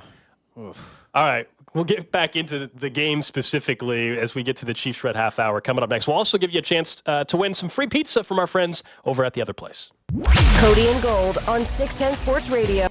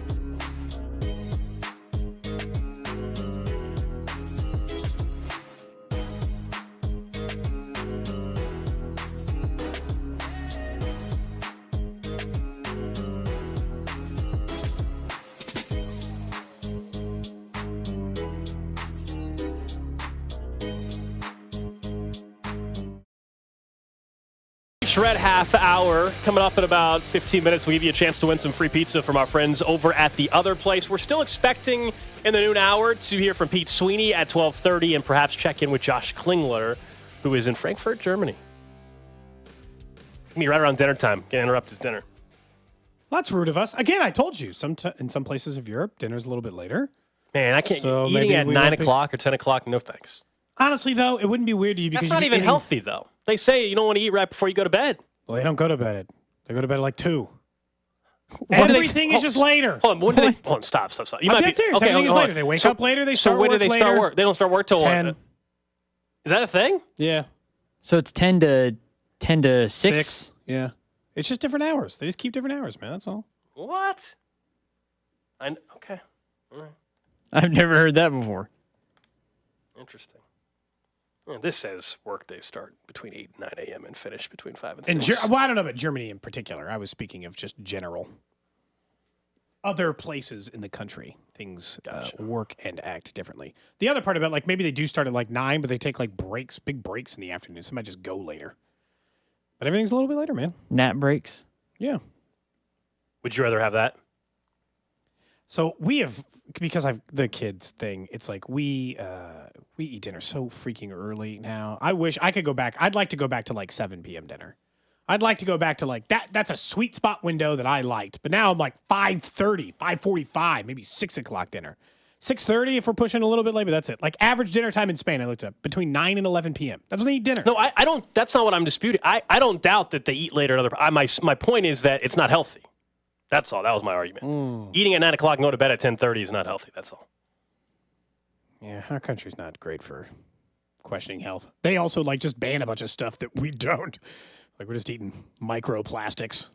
So maybe they're just better because they got better food, you know? And I'll be honest, I crushed some donuts that Barbara brought in this morning. Sean Barber brought in some Krispy Kreme glazed donuts. They were phenomenal. I hadn't had one in a while. You ate the second one very quick. Yeah, I had two. Right I had afterwards. two. Because he was like, I guess I'll eat one. Like he was so hesitant, like, I guess I'll eat one of these donuts. It's very nice and bring them. I'm going to eat one. You got through that first one, and you're like, I got to have a second one. I'm Yeah. going to eat a second one of these Well, donuts. because Barber I set him respect down it. next to B-Dub, who's obviously doing a great job with everything that he's going He's on almost with down 100 pounds. his He's doing weight great. loss challenge and everything.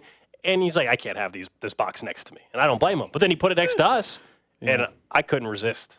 Couldn't resist the glazed donut. It worked out great for you. No complaints. If there's any other audio interesting coming out of the press conference, they're all sitting there together now. They're not doing individual stuff. So Chris Jones, Travis Kelce, everybody's kind of like doing one big group thing. But if something interesting comes out of that, we'll certainly bring it to you. The interesting part about the Sunday, and I already told you, I'm very excited for this game. And I think fans should be too. It's one of the most exciting games of the year for the Chiefs. If they lose, let's eliminate blowout for just a minute because that always kind of immediately changes your mind.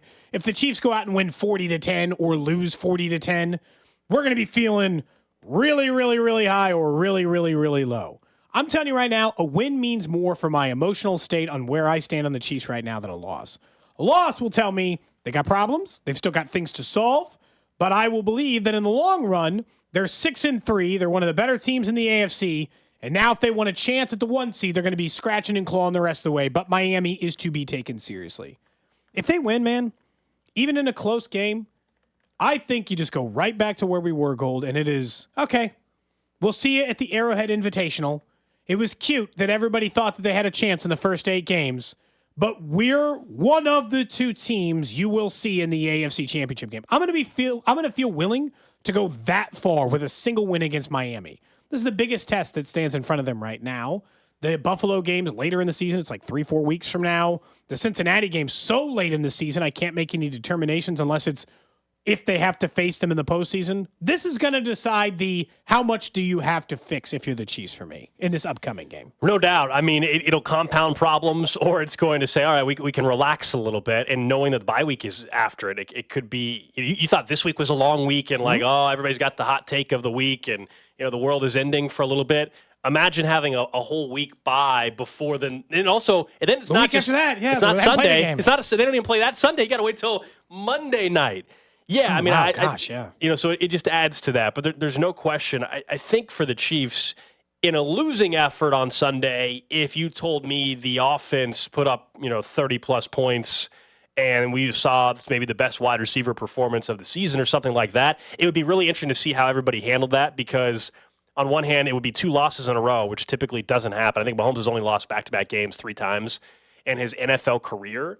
And so that would just be a weird spot to be in. He never had a defense this good. But would you, in a weird way, feel better about the offense? My guess is as much as people are, frustrated with the wide receiver room, and understandably so, deep down, you just care if they win this game and avoid the 2-game losing streak. So if I tell you that it has to be a 21-17, way lower scoring game, but the defense plays great, don't care, and they still have some red zone struggles, but they win, versus 38-35, offense is better, but they lose, I still think you're considering the opponent and considering the tiebreaker that might come into play. Remember, this is about the number 1 seed as much as anything. Do you know why you would take that and why you should take that? Is because this is, and I think pretty clearly, this is the best offense in the NFL. So if you can win an ugly drag out with them, well, then there's no offense that can bear, even if your offense is struggling, right, Gold, like it is right now. There's no offense that can bury you. There's no offense to just take you out of a game if your defense is playing well. Miami's the best offense in the league. Winning a drag out against them means the offense doesn't have to get fixed this year. You'd like it to be. You'd like it to perform at a level that you're accustomed to. But if they beat Miami in a drag out, the offense never has to be what we're used to it being the rest of the year, because that's the best offense in the NFL, and you would have beaten them in an ugly game. Someone on the text line, 913-586-7610, said, hey, when has Mahomes lost back-to-back games? 3 times. The last one was week 2 and 3 in 2021, so 2 years ago. That was a long but time it's 3 times ever. So the other 2, I guess, are when he was like the year in 2019 when he was still like putting his knee back in place. I guess would have been part of it, probably, like right in the middle of that season. They won the Super Bowl that year, by the way. Turns out that worked out pretty well. I know Bink has been mentioning it 100 times throughout the week that if you look at the 2 Super Bowl winning years, they have more wins than they had at this point in those seasons. I mean, that's why the loss doesn't change it for me. If they lose to Miami, it's going to feel bad. It's going to feel bad for 14 days until they take on Philadelphia. And there's going to be a lot of questions about where this team goes from here and what they can fix in the bye week. I mean, I think they're winning, though, don't you? Or are you at? No, I do think that they're winning this game because I don't think you should trust Miami until they prove to you that they are worthy of being trusted. They have a suspect defense at best, which we can talk about here in a little bit, but they have a suspect defense at best. Their quarterback is still very good. They got a lot of weapons, but they haven't beaten a winning team in like 400 days. Beat one winning team. Just stumbled into it, Gold, on accident. Beat a winning team. Just found somebody at 3-1 in the first 4 games, or 3-2 in the first 5, or 2-1. And that week 3, by the way, it was a 2-1 team that they were able to beat then. It took that early into the season. They also have question marks. Most of theirs are on the other side of the ball, but these are 2 teams that are honestly in very similar spots. One has a bunch of questions, it's on defense. One has a bunch of questions, it's on offense. They're both seemingly very well coached. But if you're telling me that that's even in that regard, who do you want me to put my money on? Patrick Mahomes and Andy Reid? Or Mike McDaniel and Tua Tagovailoa? Yeah, the answer is Pat and Andy. Yeah, I'm sure down in Miami, they're discussing the championship caliber teams and where they've been, and everybody discounting, or not discounting, everybody taking into account, I should say, that okay, yeah, they're a good football team. No, Miami's absolutely a really good football team. This offense is insane, but what happens when they step up in competition? They have a chance to squash that narrative. Like if you're motivating factors, Correct. Yeah, both teams want to win, but you want to prove. I think deep down, like honestly, kind of prove to yourself if you're on the Miami side, that you can step up and beat a team like Philly or Kansas City? And the answer so far has been no. And so that is going to, I think, cement for a lot of people, if they lose to Kansas City, cement for a lot of people that, all right, they're a playoff team. They might win that division even. But you picking them to go on the deep run to the Super Bowl? I don't know how you could if they lose to Kansas City. If they beat Kansas City, though, all of a sudden, you can't really keep referencing this. Well, they don't beat be like, well, what about the time you beat Kansas City? Now, maybe people will come up with excuses then and say, well, it was in Germany, yada, yada, yada. But it's just a massive shift in how we're going to view Miami come postseason. Because there's a good chance these teams play each other again in the postseason. There is. I will say that. It'll change the mindset. If they lose to Miami, my comment will be similar as it was for Buffalo and Cincinnati, which is nice win, good job, we'll see you in the playoffs. Let's have a real conversation when the big boys are playing. I don't think that that's an unfair statement based on where the Chiefs have been. They are a stone cold lock almost every season right now to be playing in the AFC title game. So saying, I'll see you in the, I'll see you in the playoffs and we can have this conversation again, I do not think is unfair. But this is going to have a playoff atmosphere because of everything we just talked about earlier. The game has everything. Tyreek Hill's got to be one of the most motivated people on the planet. Look, it was his choice to leave. I don't think Kansas City ran his ass out of town. He can tell himself that in his head, but it was his choice to go. He was the one who was pushing for it based on financials and a million other reasons. He was the one who got himself more out of town than Kansas City said, we don't want you. It wasn't that kind of situation. But he is a big game player. Tyreek shows up in big games and has consistently been able to do that in his NFL career. And now he's in not only a big game because two teams are 6-2, but a big game against his former team. So I'd be kind of surprised if Tyreek doesn't have a big showing in this. Well, thinking of someone that I think a lot of Chiefs fans are expecting to step up in a big moment. We know for a while it was, hey, couldn't do it in the playoffs, and he put that to rest, which was Chris Jones last year. Yeah, that was the narrative. Remember, talking about narratives, you get a squash. Yeah, he squashed it. He did last year in the postseason. I mean, I still think even with the sack number stuff we were citing before, this team doesn't win the two Super Bowls without Chris Jones if you consider the plays that were made along the way in the AFC title game this last go around, but even in the Super Bowl against Jimmy Garoppolo, what he did in the fourth quarter. But as far as Sunday goes, I know some people were like, oh, it was a little quiet against Denver. And also forget, though, Karlaftis, Mike Dana, and Charles Omenihu all had big-time games. And a lot of times if the attention is on Chris Jones, it's opening things up for everybody else. But, yeah, this feels like a stage where if you're Chris Jones, international stage, is this a game where you see him dominate a line of scrimmage? Chris Jones is a great player. I don't think anybody would ever doubt that.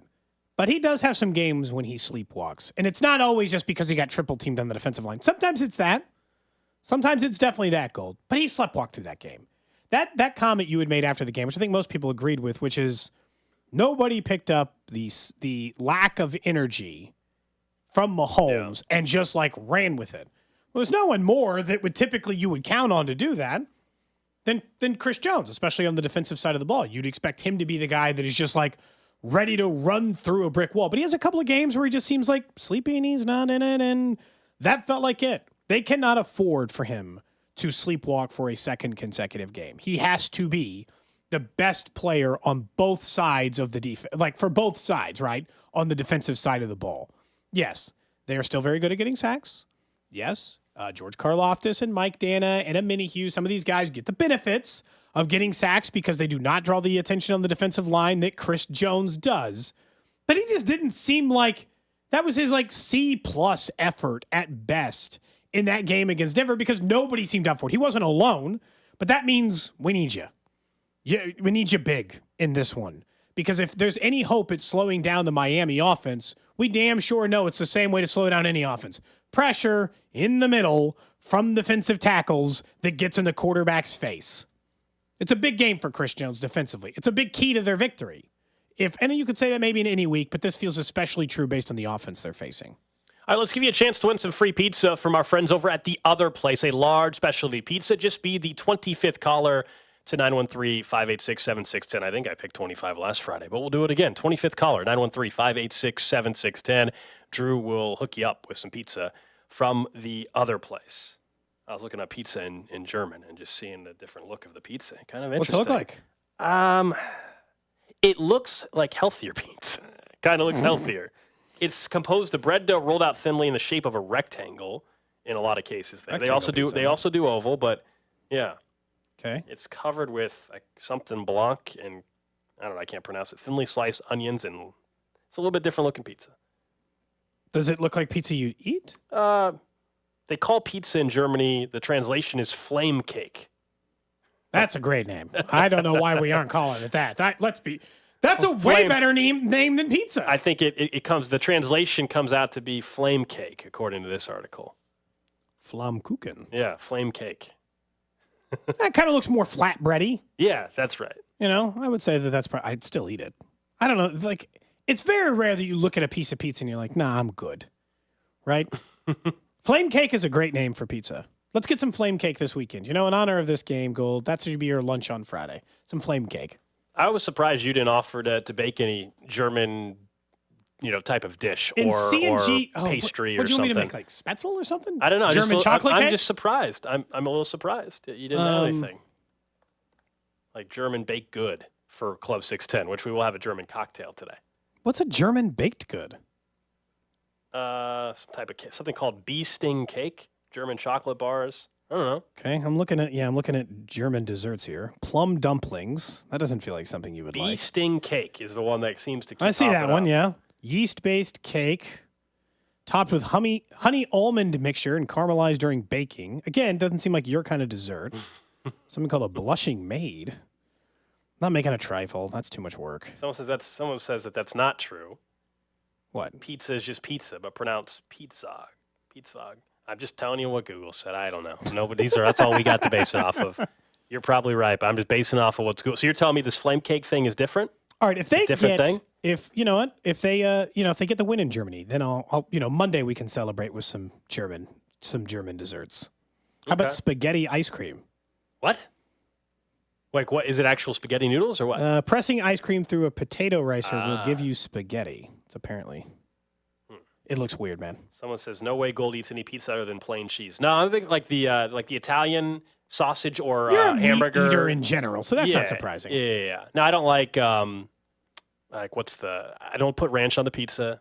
I don't like black olives on the pizza. That kind of stuff. But You don't like any vegetable? I'll do green pepper sometimes. Okay. Yeah. Something On a little bit there. on the pizza. One guy who won't be getting German pizza, CEH. No, he'll be chilling at home. Unfortunately, First, he's he is sick. had some of the worst luck at not getting to do the cool things related to the team. Yeah, no kidding. Like he gets told right when they get to the Super Bowl he's not going to be active.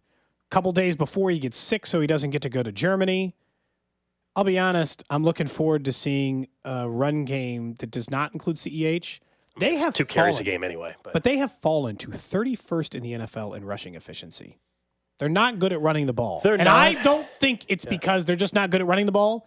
I think it's because they refuse to do it. Well, yeah, there's no I gotta be excuse. honest. There's no excuse this week if you're telling me McKinnon's a little banged up and there's no Clyde and it's Isaiah Pacheco. And I know, like I tweeted that last night, Cody, and I said, 8 touches for Pacheco. There's no excuse for him not to get more. And you would have thought I said that Pacheco should have got 30 touches because people Well, that's are the way like, they hear it. They're They're like, like- he's not, they're not good at running the ball. They should only run it when they have a lead. I'm sorry, I could not disagree more. Nobody is saying that they should be run first. Nobody's saying that Pacheco needs 21 carries.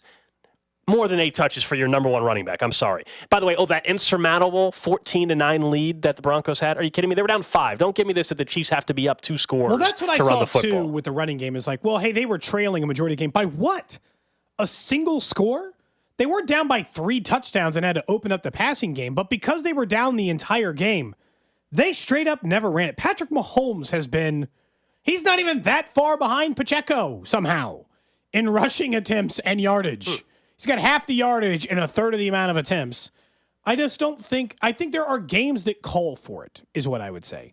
There are games that call for a little bit more handing the ball off. I think that game against Denver was one of them, and it was a mistake by them to never turn back to that, especially when you considered that of the 5 turnovers the Chiefs had, 4 were out of the damn passing game. 2 Mahomes interceptions and 2 fumbles.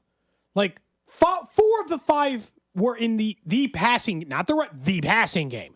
Pacheco didn't put the ball on the ground, and once you're having a hard time holding on to it, or these things aren't opening up as much, they became very one-dimensional in a game that was 1 score until halfway through the 4th quarter. It seemed unnecessary, and I know he only gets 2 or 3 carries a game. I just told you I'm good on those. I'm good on those. Well, yeah, 2 or 3 is too many. Ryan will get a few, and we'll see where we go. 2 or 3 is too many when then your number one is only getting 8 touches. That's why it's too many at that point. If that's the ratio that it ends up being on Sunday morning. Well, yeah, because then he's getting 20% of the carries, and honest to God, why does Clyde need any touches if Pacheco's only got 8? Like, Well, that's a very exactly it. real Yeah. situation. I understand there's still a snap count thing that they're probably factoring into this conversation, but it's just not one of those. This is one of those games that you need to utilize it and figure it out. I do feel I'll be honest, I feel a little bad for CEH because I feel like he misses out on all the cool stuff. Some voluntarily, like when he had the fashion show and he missed out on, was it the parade? Yes. On the Super Bowl parade. I And still some think of it that just thing was the most overblown thing ever. But yeah. You know why I think that now more is that I thought he that has been right away. He has been the consummate air. teammate. Have you heard Clyde Edwards-Helaire complain once?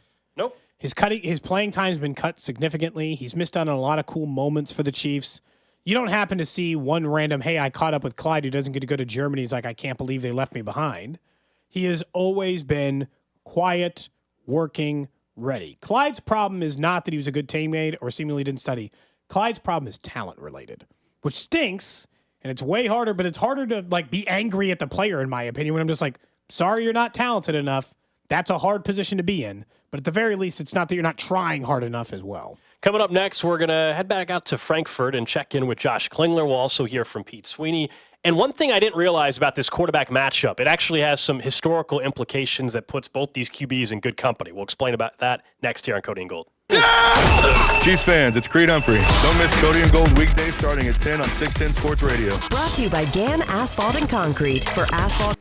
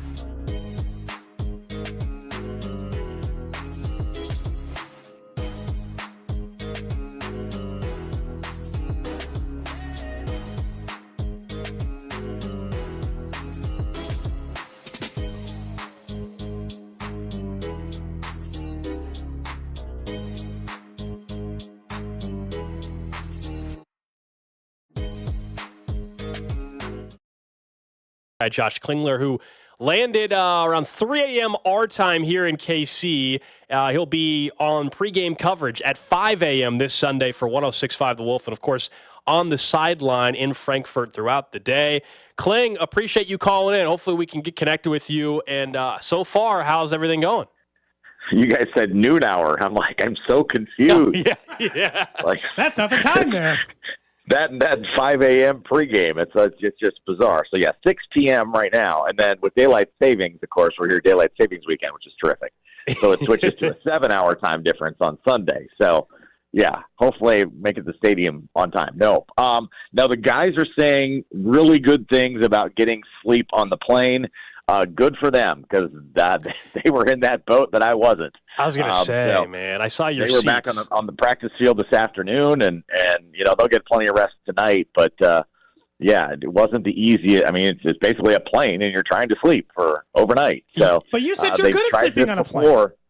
What's that? I said you said you're good at sleeping on a plane. Yeah, I usually am pretty good, but I wouldn't have wanted to run around at practice like they did today. So they got a little workout in today, a little regular kind of practice today at not the stadium, but at the complex there, not the game day stadium. But game day stadium has a little roof on it as we speak, and it's kind of a retractable cover, and we're told they're going to try to take it off for Sunday's game. But we are expecting some rain on Sunday, so we'll see if that indeed ends up being the case. But it's not a fully covered stadium. But if you retract the roof and still kind of open air, almost like I'd say kind of like old Dallas used to be, with kind of the hole in the top of the roof. So elements could be a factor, but it's supposed to be like 50s and a chance at rain. Yeah, I saw the photo on the plane. It looked like you were in some basically. There's still the 3 seats next to you, but then I saw the upper class / first class seats. Those had like a bed and a private area. There was only 44 of them, it sounds like. Do you know who got those? Because there's a 53-man roster. So 44, that means there's some players that did not get them. Well, I think you can kind of go through the pecking order. I mean, it's pretty much if you were to label out 1 to 53, I think you could kind of narrow down exactly how it was. But I know Chris Jones even joked about it. He said, we got to kick the coaches back to the further distance back in the plane. So they did everything possible to get the players as much rest as possible on the plane. And then, the coaches were back a little bit further. There's still decent accommodations and stuff. So there was plenty of room. It's just, sleeping on this plane is sleeping on a plane. Now, Danon Hughes, Chiefs color analyst and our wonderful friend here on 610 Sports Radio, he slept the whole damn flight. Good for him. He's Good for him. He's amazing. He said he woke up for 5 minutes and then went back to sleep. I was like, hey, man, I'm usually pretty good, but I don't feel like I got great rest, but we'll catch up. And then, so it's and then a lot of Chiefs fans at the airport even. I was walking through the airport with actually right next to Andy Reid, and he stopped and signed a bunch of autographs. Nobody asked for mine. And then we got to the hotel, and there was a bunch of Chiefs fans at the hotel, and there's a lot of Chiefs fans throughout Frankfurt. So they knew the team's schedule pretty well because they were kind of here to greet everybody on the way in, and certainly it's kind of cool to see. And then the city's kind of rolled out a little bit of the red carpet as well. A lot of Chiefs logos and Dolphins logos, obviously all over town, and they're pretty excited to have this game here in Frankfurt. Have you sampled any German food yet? No, we're going to head out to dinner here pretty soon, but no, it was all plain food until now, and I don't think that was quite the they didn't start with like a German themed plain food just yet. So we'll grab some dinner tonight and figure that out. I was kind of hoping they just have like big steins of beer for you and like a sausage like on the plane out, Kling, just really get you in the mood. Like a instead of like the lay at the Hawaii airport, they put a big pretzel around your head and yeah. have you sample right away. No, unfortunately, no. That'd have been cool. So I know you guys just got there. You haven't even been there for 24 hours or so. You mentioned the signage, and you can tell obviously there's this huge game coming up there in Frankfurt. But from what you've seen, is this one of those where Chiefs are kind of running the show there, or do you see Dolphins fans throughout? Well, I don't know the proximity to where their hotel is and stuff, so I'm guessing probably around there. It's probably about the same. But I mean, I think the Chiefs fans jumped on this one right away. So yeah, I wouldn't be surprised. And then a lot of international fans we see show up at these games. I always call these the random jersey games, where guys show up to the game wearing whatever NFL team they've pledged their allegiance to. So that'll be interesting to see how the crowd breaks down. But no, they're expecting a big group of Chiefs fans here. We know the game's sold out in minutes. So yeah, this is kind of a big deal. Kling, should we be frustrated that this game isn't at Arrowhead, considering not just the return of Tyreek Hill, but the importance of this game as it relates to the AFC the rest of the way? This could determine home field advantage and a million other things. Considering that, it feels like this is the kind of game you wouldn't have to, you'd prefer not to be on a neutral site for. Yeah, in hindsight, maybe so. I think they were looking more. Obviously, this is an event. This is a spectacle. This is, I don't want to say a front office, but kind of, right? I mean, this is an organization type move rather than something that completely benefits the players, right, in this situation. So yeah, I guess in your heart of hearts, you'd want to put maybe a quote-unquote easier game here. But I think having this marquee game, this early in the day as well to kind of kick off the Sunday is not the worst thing in the world. So I think from an NFL perspective, it's good. Maybe a little bit less or so from, Chiefs players' perspective. I mean, no matter how many Chiefs fans are in the building on Sunday, it's not going to be Arrowhead Stadium. We know that. So, yeah, certainly would be an advantage to be in Arrowhead Stadium for this one rather than being a neutral site. But, I think they wanted to make it big, and, there's nothing bigger, I guess, at least so far in the schedule than this one. Patrick Mahomes has only lost a handful of games back-to-back. The Chiefs typically bounce back as well under Andy Reid from poor performances, and we know last week there wasn't any juice on the sideline. You were there. I don't have to tell you. Do you get the sense, you mentioned they're already seemingly got some sleep on the plane at least, but I just don't believe they're going to come out flat. I'm not guaranteeing you they're going to win, but I just don't think they're going back-to-back games where there's flat and no energy right out of the gate. Yeah, and you can look back at that one and go, how? Like, why wasn't there? And maybe you can factor in some things, with the division and factor things in with the look ahead. Because, I've been telling people it's not like the players were blinded as to what the schedule was going to be. I mean, we were getting peppered with, travel itineraries and stuff the week before. It is distracting, you know what I mean? So there are probably some factors and roadblocks that got thrown up to traveling after a game like that. But it was a little baffling last week, the energy level. But I think from what everybody has said this week, they're saying the right things about almost a wake-up call, right? So turn that thing around. Whatever you were doing last week that didn't have any energy, I got to imagine they're going to come out of the gates much better, and they're going to need to. I mean, this is a way tougher contest than a week ago. They need to play better offensively. This may be their biggest test, maybe all year offensively against defending the Miami Dolphins offense. So there's no reason they should come out flat on Sunday. This is a big one, and then the bye afterwards, right? That's always that carrot dangling for the players as well. They want to put it all in there so that they can have a happy bye week. Josh Klingler, appreciate you calling in, man. I know you guys just got there a little while ago. Enjoy the entire weekend. Very, very jealous. Get some bratwurst, I guess. Is that the plan for dinner? Yeah, I think bratwurst and a big stein of beer would be. I think you have to win in Frankfurt. Sounds good. All right, man. Appreciate it. That's Josh Klingler. You can hear him again 5 a.m. here local time as the Chiefs take on the Dolphins. That's when pregame coverage starts on the Chiefs Radio Network over on 106.5 The Wolf. I like hearing him tell me, though, that it sounds like the players actually did – the plan worked so far, which was give them these nice seats in the first-class section where basically it's a bed let them sleep. How about – I'm jealous of Danon Hughes. Holy cow. 9 hours, he just slept through the whole flight. You know how amazing that is if you could do that? I have never fallen asleep on an airplane ever. Ever? So okay, so I've taken a red eye before. I don't know how you do it. It's got to be on a red eye back from Vegas I did, where you're just so tired you just fall asleep. But 9 hours, there's no chance. The whole flight, that's awesome. Literally, you're like, oh, no big deal. I'm in Germany now. And that's crazy. Good for Danon. I hope that's how he it must went have been from like Mahomes the kid who and could a sleep bunch in the of backseat of the car. Probably. I wasn't that kid either.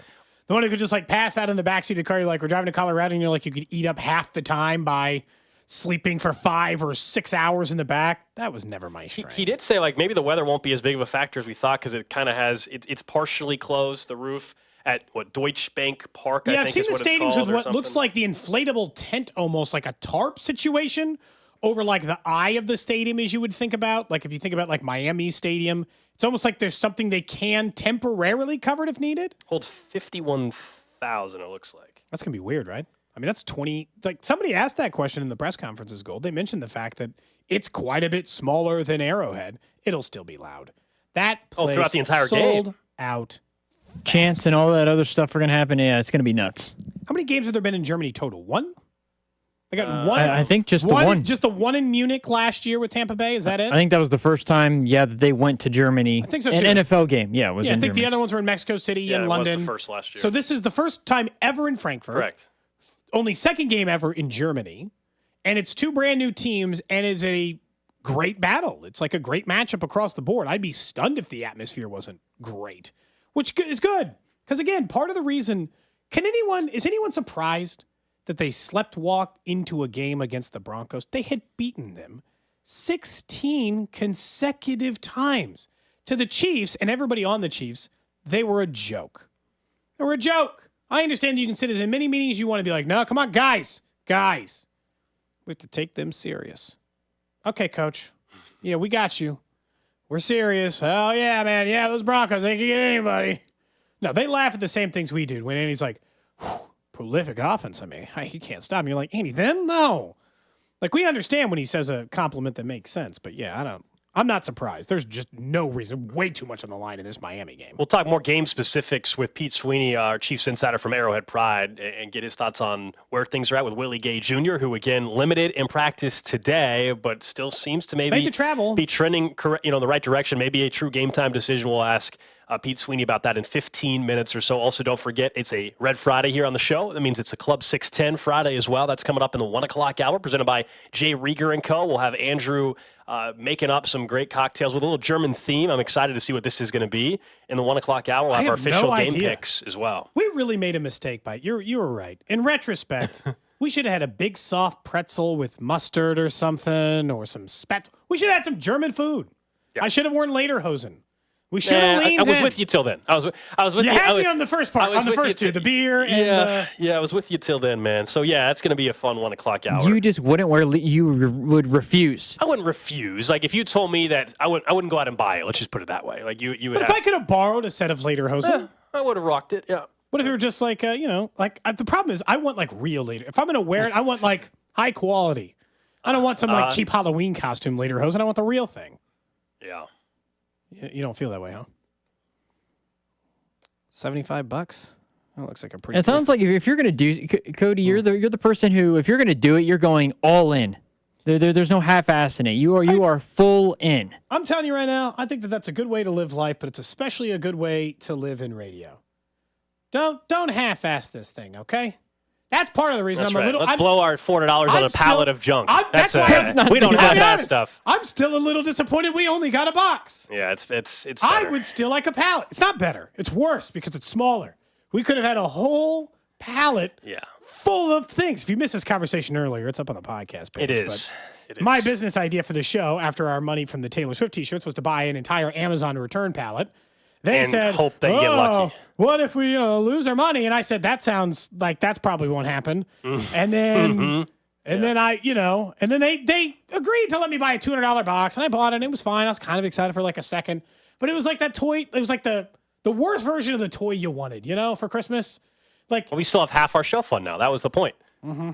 So we can do other things. Well, we do have show bets to make. It is a Friday. We'll do that. And we've been on a losing streak lately as a show. I just want to point out that we've lost 4 of our last 5 bets. You should have been fading us this entire time. Yeah, the show bets, not so much.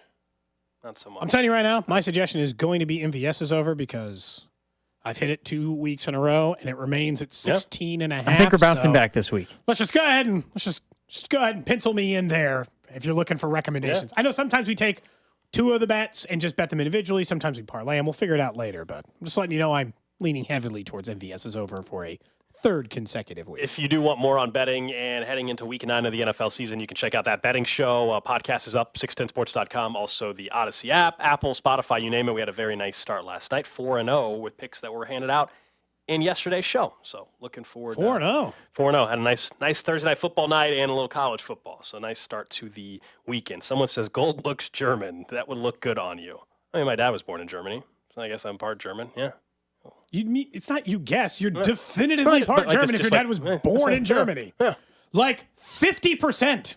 You're not even like part. You're half. You are half German. I mean, he was born there, and then he was there for 8 months of his life. Are his parents of German descent? No. Oh, okay. That's what I was trying. Yeah. So Cody acting like he has all the answers. You were has so no disappointed idea. when he said Cody no. acting like he has the entire answers to everything. No, I was ready to criticize you for the percentages. I would that you're obviously no. So he was born in Germany, but he was like a military kid.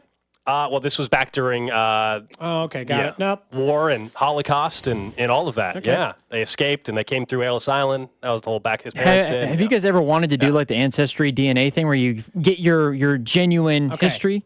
Kind of tempted, but I'll be honest. I am a little worried that it's like the reason, you're gonna find out some bleak past, or it's like going in some national database so that they can one day. Well, here's That's the what my wife thinks. The latter. I don't want this to be the Minority Report. I don't want 10 years from now, they want to laser scans everyone's eyes and they've got my entire DNA profile. Nah, I don't think so. So this stuff, I don't need this to be an island situation. I'm out. I'm not giving them a bunch of personal DNA information. This is good. like a much deeper conversation that we are not going to get into Are on the you sure? show. I think maybe we should But get into it. I always laugh on this, the people that will cover up their camera on their laptop or whatever. I'm not willing to go that far. No, but I always laugh that deep down, or with a lot of things are well, I don't want the government to know this way. If the government actually one day wanted to just, do what you're saying, you think you're going to be able to actually stop them? I don't worry about that kind of stuff because, and frankly, I just get the sense that if it was going to happen, it's going to happen. You are not preventing that. What you just said, if they actually wanted to do whatever you said, laser scan your eye or something, if it came down to they could just do that. Not legally, but they would just do it. That kills me. That's what I just laugh about. They're I'm going to protect myself against the government with firearms. If they really want to do something, They want to make another Cody tap. Good luck with that. Again, much deeper conversation we don't need to get into. That's a whole nother challenge. I'm just saying I'm not going to voluntarily offer up my DNA information to a private company who might sell it to whoever. I don't know. Yeah.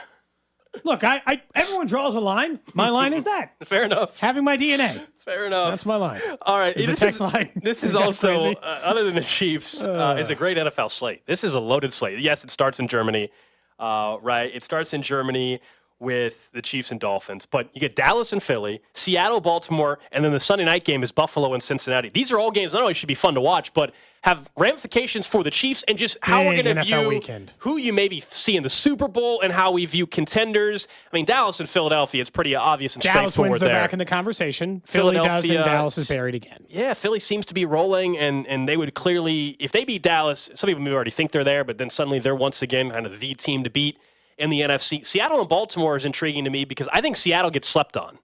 They're 6-point underdogs at Baltimore. Baltimore's a very good team, but they turn the ball over and, they have some of these bizarre losses that you can't explain at times. Seattle just kind of hanging out in the Pacific Northwest. Everybody wants to talk about the 49ers. Meanwhile, they're in first place in the NFC West, hanging out. Pete Carroll, one of the best coaches in the game. I think that becomes clearer and clearer every week. So I'm excited to see what Seattle can do on the road.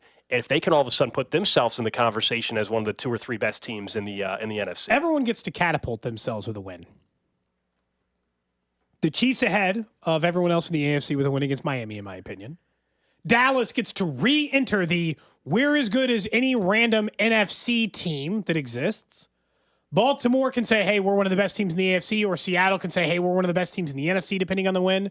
And same thing with Buffalo and Cincy. For as bad as Cincinnati's season starts, if they take down Buffalo, get the win, are back in the hunt, stay in the hunt for their division, by the way, because no one in the NFC or no one in the AFC North is apparently ever going to lose. Then Buffalo, but vice versa, everyone sinks.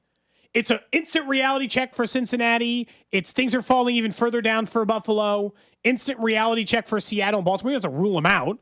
And for Philly, it would be like, oh, you guys have lost, you're losing another game. You've opened it back up to the NFC. You've opened back up the 1 seed. You've cracked this can of worms. It's one of the bigger seasons in the NFL. It just happens to be coming at the exact dead midpoint between 4 different groupings of winning teams. Which one are you most interested in outside of Chiefs? I think it's Buffalo Cincy for me, but that might just be because of the interest in the AFC. It's an AFC game, and those are the 2 teams that even before the season started, you would have said, hey, those are the 2 potentially biggest contenders to the Chiefs. That's why Buffalo and Cincinnati has more intrigue. Based on what we've looked up as well, we're going to be able to watch every single one of these games, correct? Is that true according to the TV map? Amazing by this. These are all in 4 different time slots. Kansas City and the Chiefs are at 8:30 in the morning. Seattle and Baltimore is at noon. Dallas and Philly is at 3:25, and Buffalo and Cincy is Sunday Night Football. So all 4 games we just mentioned will come at a completely different time slot throughout the day, which is kind of incredible when you're talking about like big fights between winning teams in the middle of the season that have real implications for everybody. Because Baltimore, as much as we want to just pencil in this like win, because like the AFC North winner is kind of predictable right now. Nobody can really afford to drop these ones. They're kind of, like they're at home for, or like Pittsburgh won again last night. They shouldn't be 5-3. They have no business being 5-3. They should have no business being in this division, but they are. There they are. I mean, they are because Mike Tomlin again, another one of the best coaches in football. Someone was asking, like what you were kind of referencing a little bit about, like who do you prefer Sunday night, like to lose in the game? And it's like, I think it's Cincy I prefer to lose because they're rolling now. It looks like, and you would like to be able to say, wait a second, and Buffalo on one hand. I think there's a lot of defensive deficiencies, and so they don't look as daunting. And they've never gotten the better of you in the postseason. Like, if I'm choosing a team to be higher up in the AFC Pantheon, I'd rather have Buffalo up there. Plus, Cincinnati, again, because of their slow start, they still run the risk of missing the postseason. I don't think Buffalo's going to miss the postseason. Even if they lose this game, their start wasn't as bad as Cincinnati's. Yeah. If Cincinnati loses after, winning 3 in a row, right? Is that right for Cincinnati? Yes. They reopen the door of being, maybe just barely on the outside looking in of the AFC.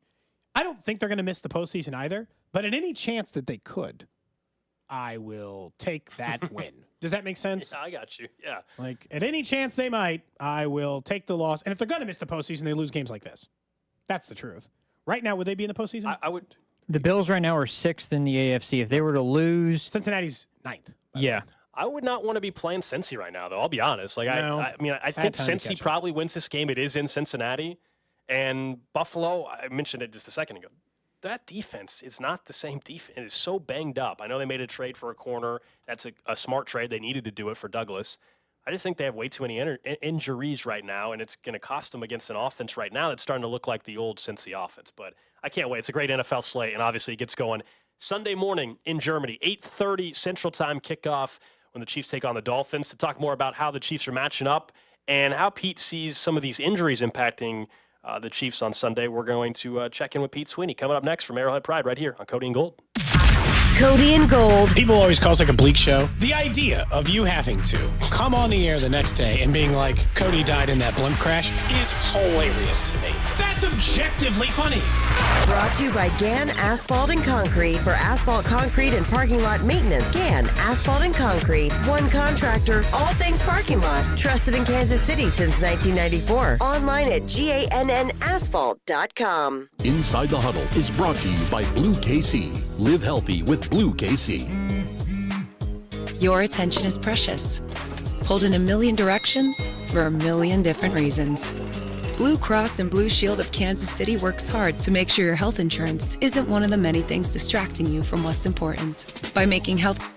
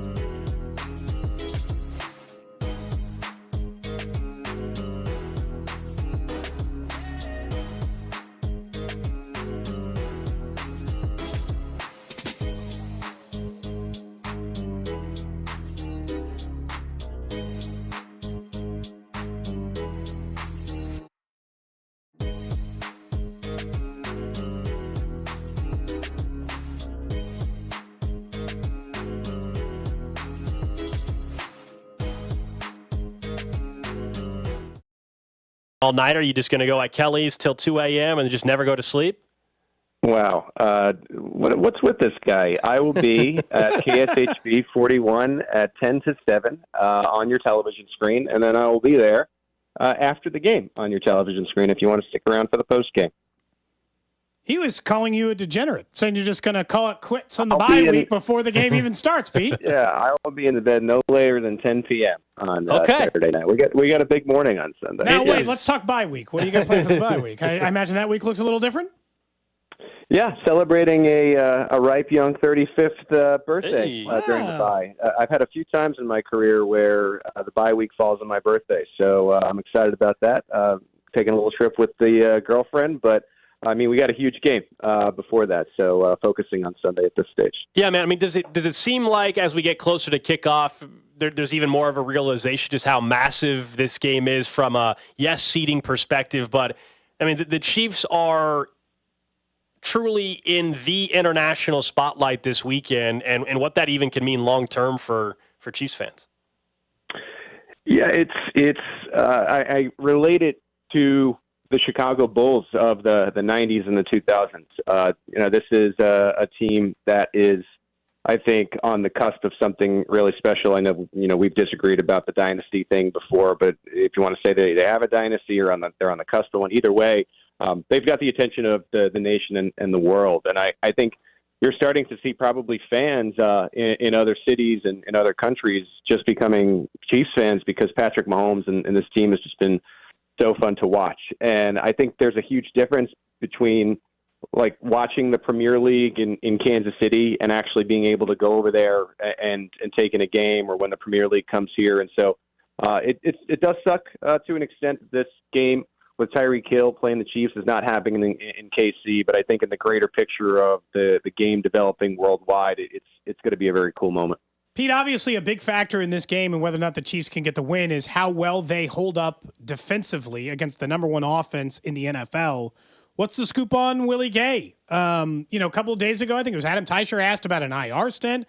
Had us a little worried, but now he's made the trip and he practiced at least in a limited capacity.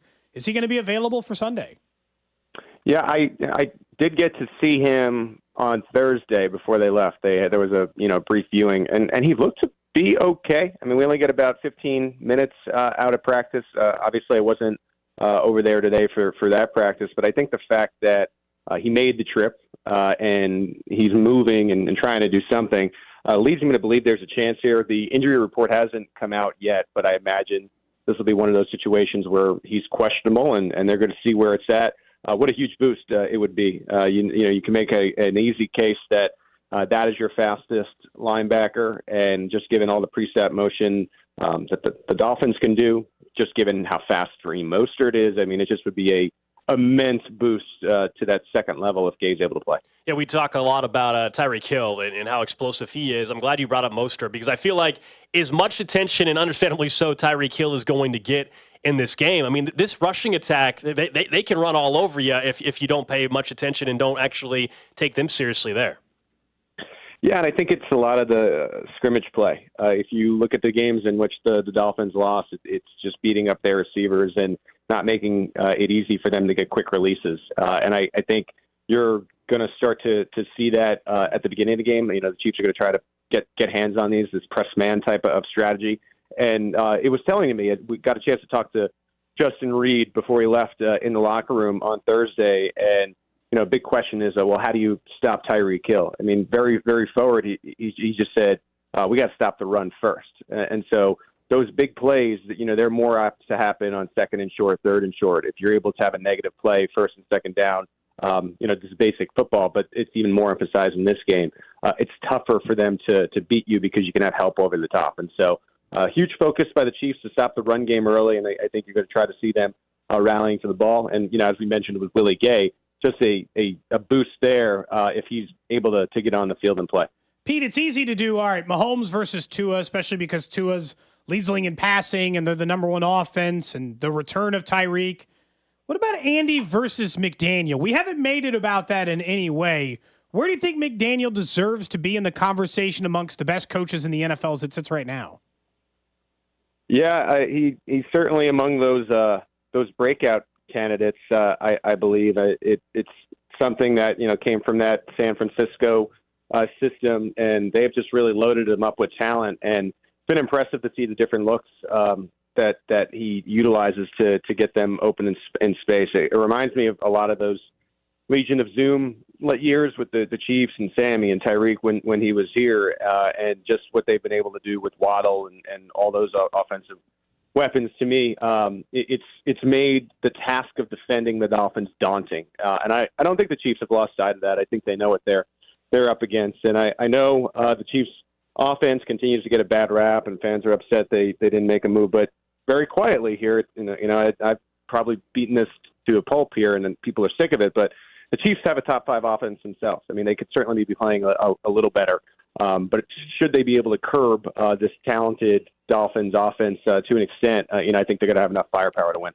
Do you think, knowing the struggles they've had in the red zone, though, that if I told you this game could either be played 38-35, in that realm, or 24-21, which one's better for the Chiefs? Because I certainly think it's not normally how we would think, but given how good their defense is, I think you'd prefer the 24-21. It's been a long time since, you went into a game where the opposing offense is clearly better than Kansas City. So I would agree with you. And that's not to say that the Chiefs can't win. Sure. Just the way that they're playing now with the yardage, and you sometimes have to play that type of game that you kind of saw Denver do to the Chiefs last week. I think it is a scenario type of game where if you're able to get a 7-point, 10-point lead, maybe you change up your strategy a little bit. Like maybe the Chiefs become this defense running team.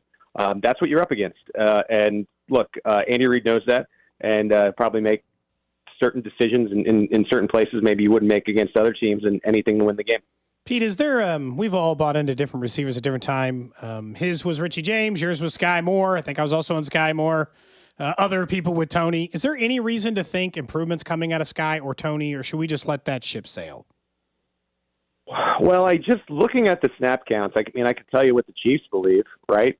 They believe no improvement is coming from Tony, or that they're just trying to save his snaps to make sure that he doesn't get injured. It's got to be one or the other. Either way, just on how low it's been a player that they obviously don't believe can turn the corner and trust at this stage for whatever reason, whereas Sky Moore continues to get these snaps. In going to training camp, you guys got to watch camp too. So I'm not alone here as we have this conversation. Sky Moore looks great in training camp. And I know that training camp doesn't necessarily correlate to regular season. I mean, we have seen that now. But I didn't just watch nothing. I didn't watch this rapport with Patrick Mahomes. I didn't just watch him not being able to beat the opposing defenders in camp and gain separation. I think it's been a little bit slumpy for him in sophomore. It's a lot of pressure, just considering that he had all these promises to be the next guy for Patrick Mahomes, and just hasn't worked out that way. But it's a long season, so I would say I'm more apt to say Sky can turn the corner than Tony, just based upon what the team is doing snap-wise. I know no one seems to have this answer. I think you're like the third person I've asked it to, Pete. But is there a line we can draw that explains what happened from when the Chiefs were talking about Kadarius Toney like he was a star, future number 1 wide receiver, to how they're using him now? It probably was those first 5 minutes of training camp when he was injured. And, it was downplayed. And coaches are going to say what they have to say. And, I'm not blaming Andy Reid for it. But, one of my questions as soon as Tony was injured and you weren't sure when he was going to be back was, does this change how you have to operate with this team? Because very clearly they were making him a point of emphasis and going to be the guy for this team heading into the year. And then when you lose him for a month of training camp, and this is the rigorous, well-known Andy Reid training camp where you're installing all the plays. We're always talking about the volume they install and just the amount of plays that they go through. And he misses every rep. I think it was that moment where you said, well, we can't necessarily, he can be a role player for us, but we can't just build our whole offensive system and scheme around him. Plus, how many games has he missed in the first 2 years of his career, both in New York and Kansas City? And so maybe at that stage, you could say, well, we're going to use him in certain packages, but he can't necessarily be that guy for us. I'm talking to folks with the team. The guy right now, wide receiver-wise, is Rashee Rice, and that is someone that they believe they can build around both now in this season and in the future, whereas that's just it's just vastly different than everything you heard all offseason about KT being that number one guy. It is definitely transitioned to Rashee Rice. So Sunday morning, you got like a special German spread going on where you got breakfast. What's the plan Sunday morning? I told you I'm working the television pregame. So I don't have a spread. Is Aaron Ladd not taking care of you? Yeah, I hope so. I don't know. He doesn't ever bring anything like Rob Collins does to Club 610. So Right. I don't have my hopes up here. Okay. I might have to just go to Lamar Donuts early for these guys and make sure we have some kind of sustenance ahead. Do you want me to make you a German baked good, Pete, and bring it to the station on Sunday? Yeah, you could take it to my hotel room at midnight if you need to as well. If that's something you want to deliver tonight or tomorrow night. You're staying in a hotel? I mean, Cody does make hotel deliveries. We've seen that in the past. Also to people who work at 41. I'm just joking about your track record, but yeah, any baked goods we'll take at KSHB 41. All right, yeah. For a second, we were like, "Wait, Pete, they're putting up you in a hotel the night before to make sure you get there on time." Like, what's the story? No, I'll be at my place ahead of the game. All right, man. Enjoy the weekend. And if I don't know if we'll check in with you next week or not, but happy early 35th. Oh, thank you very much, guys. Take care. There you go. That's Pete Sweeney, our Chiefs insider from Arrowhead Pride. That's too early for a happy. He brought it up, not me. Dude, it's a week away. He brought it up. He brought it up. Too early. Did he bring it up? Did he? I'll be on the show next Friday. He may not on be. his He's birthday. out of town. Nah, it's already confirmed. He's out of town. He's I won't be here next Friday, so you do whatever you got to do. He'll be on the show. Okay. The reason why I know Pete is out of town and that it's his birthday next Friday is because I had originally offered to say, hey, you want to come in for an hour, Pete? Mm-hmm. He said, I cannot. And then he told me his exact birthday plans, which I guess I probably shouldn't read. His exact birthday plans. But he told us his birthday next without week, so I his said happy permission? birthday. I won't have a chance to talk to him before, so I said happy birthday. You have his cell phone number. But I just said happy birthday because he brought it up during the interview, you know? Okay. He's just going to get some donuts, I guess, and catch Pete over on KSHB 41. That's exactly right. Random question. For you, Gold. For you, Drew. Over in the text line, 913-586-7610. Of course, you can hit us up on Twitter, Twitch, YouTube, Facebook, all the different streaming apps. We'll check those as well for your answer. Question I have for you today is related to school. Sometimes, my kids get these little emails, and then it makes me think back to what I would have enjoyed the most. I'll first explain what my daughter's upcoming project is at her SAGE program at school. This is the email. Our candy bar unit is underway. We're excited about the creative journey ahead, where students will invent a unique candy bar of their choice, create a name and packaging, build a prototype, and lastly, bring their candy bar to life. And then they need actual ingredients or stuff donated so they can do this. So the question I have for you today is, what was your favorite school project over time? Because this would obviously have been the answer, right? I mean, let's be realistic here. Had you known that creating your own candy bar was a school project, that's number one. I think mine was the Balsa Wood Bridge. That one still registers as the one that I remember trying the absolute hardest to create. Something that would sustain the amount of weight that had to come off of the list in order to do it. And the satisfaction of watching everyone's bridge eventually break is very strong. Egg drop, I think, could be in the conversation here. You got to build a parachute, something to keep the egg safe down. I don't know if you guys did these. We went to different states, maybe different school projects. Yeah, no, I mean, similar idea is what you were bringing up there. I think for me, you built a rocket, right? And you did a little rocket or whatever, and I can't remember the name. But that of one felt like it was just building a kit. Was there anything it was a different kit. about It was the rocket? definitely a kit. There wasn't like differences you could make in it, right? You just straight up built a rocket. I think that's right, but we also did like the car out of balsa wood, not pine wood derby, but like you built like a car or whatever out of like the balsa wood or whatever. So that'd be another one. Over on Twitch, Why Not says, the hardest I went was the rocket and tech class. That one's way the up the list. the CO2 cars. There you go. That's what it was. Yeah, the CO2 cars? That's what I'm talking about. I remember those. I never took anything like that. My Wait, favorite. what the hell are you taking? My favorite project actually comes all the way from elementary school, believe it or not. I don't know, it was like second or third grade. We were doing a project on different animals and their habitats and environments, and my mom and I made a paper mache like forest and my animal was a grizzly bear.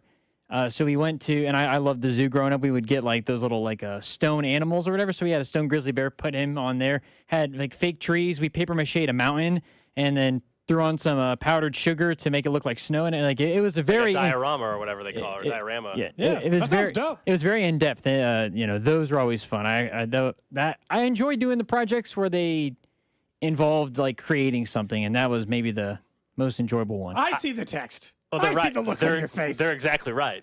the first thing I thought of when you said that part of your daughter's school project is you guys have to design a candy bar and then Well, she has to do it. All I have to do is bring the supplies. and make it. And I assume they'll make the it then. last time you made something resembling candy, you brought it on the show. It's not What true. ha- I've made candy and what- many times since then. And what happened? You brought in a basically homemade giant, what would be basically like a Reese's peanut butter cup. So a peanut butter cup. And there was a And cross-contamination issue. There was a big cross my contamination God. issue. Not big, it was one small piece. There was a big piece. You cut a slice, and I was excited to try it. And I take a bite, and there's a green onion. And that would never happen with Reese's peanut butter cups. There's a It was green tiny. onion. There's a green onion. You also admitted it tasted great. So yeah, before but you the just bury green me- onion inside, that would never happen in a clean professional kitchen. No, probably not. But in my Text kitchen, line went right back there. They remembered. well, I can't be surprised by that. Someone said the mousetrap card. You guys remember those? The mousetrap. You guys have to. I had to do those. Yeah, I don't know if we did that. Same thing, right? As the CO2 car, you had to design a car that was powered by a mousetrap, and then, like you got more credit for this. Someone said in statistics they had to create a casino game, and then in the final day of the class, the physically created casino game, you got to gamble candy for it. I'm like, well, that sounds awesome. Nice. There's no And chance. clearly, every statistic teacher should absolutely do that. Are they still High doing school this? statistics? Why couldn't you do No, that? but like the gambling element of it. So, like obviously, Why I not? have no That's problem with it. statistics and probability. 100%. It's practical application. That's good teaching. Did you see though that some individual that used to work for one of the betting companies, and not for the sports books, but she did picks and stuff, and she went in to an elementary class and taught them how to do a bracket for March Madness, and she got fired from her job because the gaming regulation commission or whatever thought that was like promoting gambling to to young kids or whatever, and so that was an issue. That's why I said I'm surprised they let this individual do it. Close runner-up for me for favorite project ever. Sophomore year, biology 2, I had to do a leaf project where you found leaves, catalog them, and then put them in there.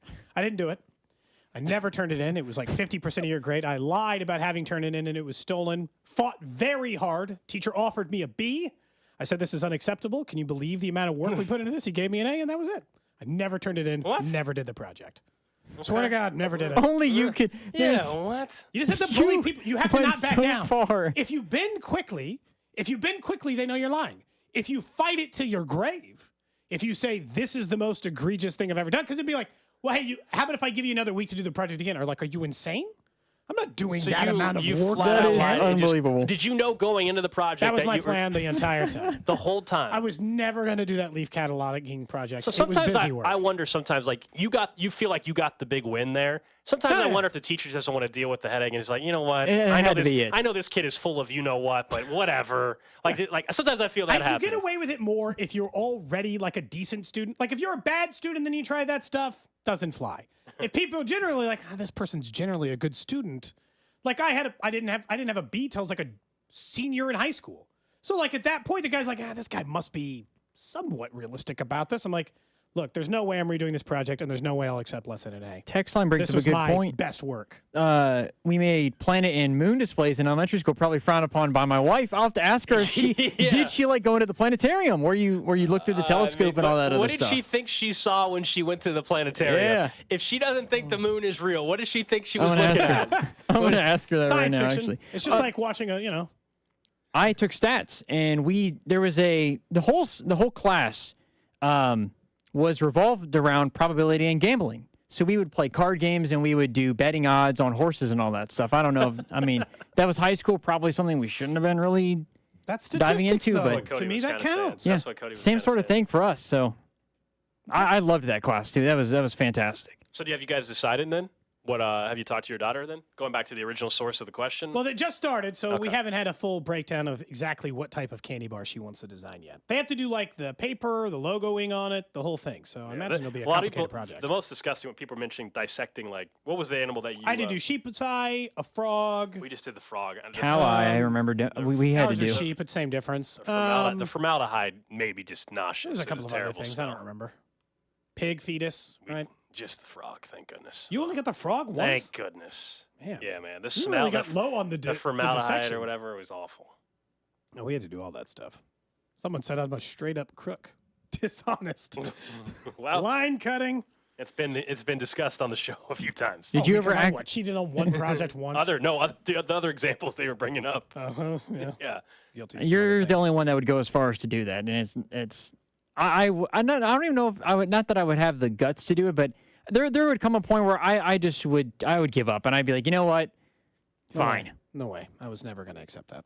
I was never going to accept anything less than an egg. Someone said making pyramids out of sugar cubes. I had to make a castle out of sugar cubes for the Renaissance Fair. Did you guys have that in elementary school? Doesn't ring It was a like bell? the huge 7th grade project for us in middle school was you had to do a Renaissance Fair. So you had to either like sing in a quartet, singing like old-timey, like medieval songs, or act in a play, or make a sugar cube castle. I know other people had to do this. I'm sure. It Make a depends on what stained school glass. you went to. Yeah, what school district, what state. That was the whole thing. It was all a little bit different. That's the random question of the day. Again, coming up in about 10 minutes, Club 610 gets underway, presented by Jay Rieger & Co. We'll have our show bets during that hour, and really excited. We're going to have Andrew in. We had him in maybe a month and a half or so ago making some fantastic cocktails. We're going to find out what he's got in store for us coming up in just a little bit as well. The future, though, real quick for college football weekend, the future of the Pac-12, it's been a great year for the Pac-12. We know there's just going to be 2 teams remaining, right? Washington State and Washington State and Oregon State. Thank you. I was just drawing a blank.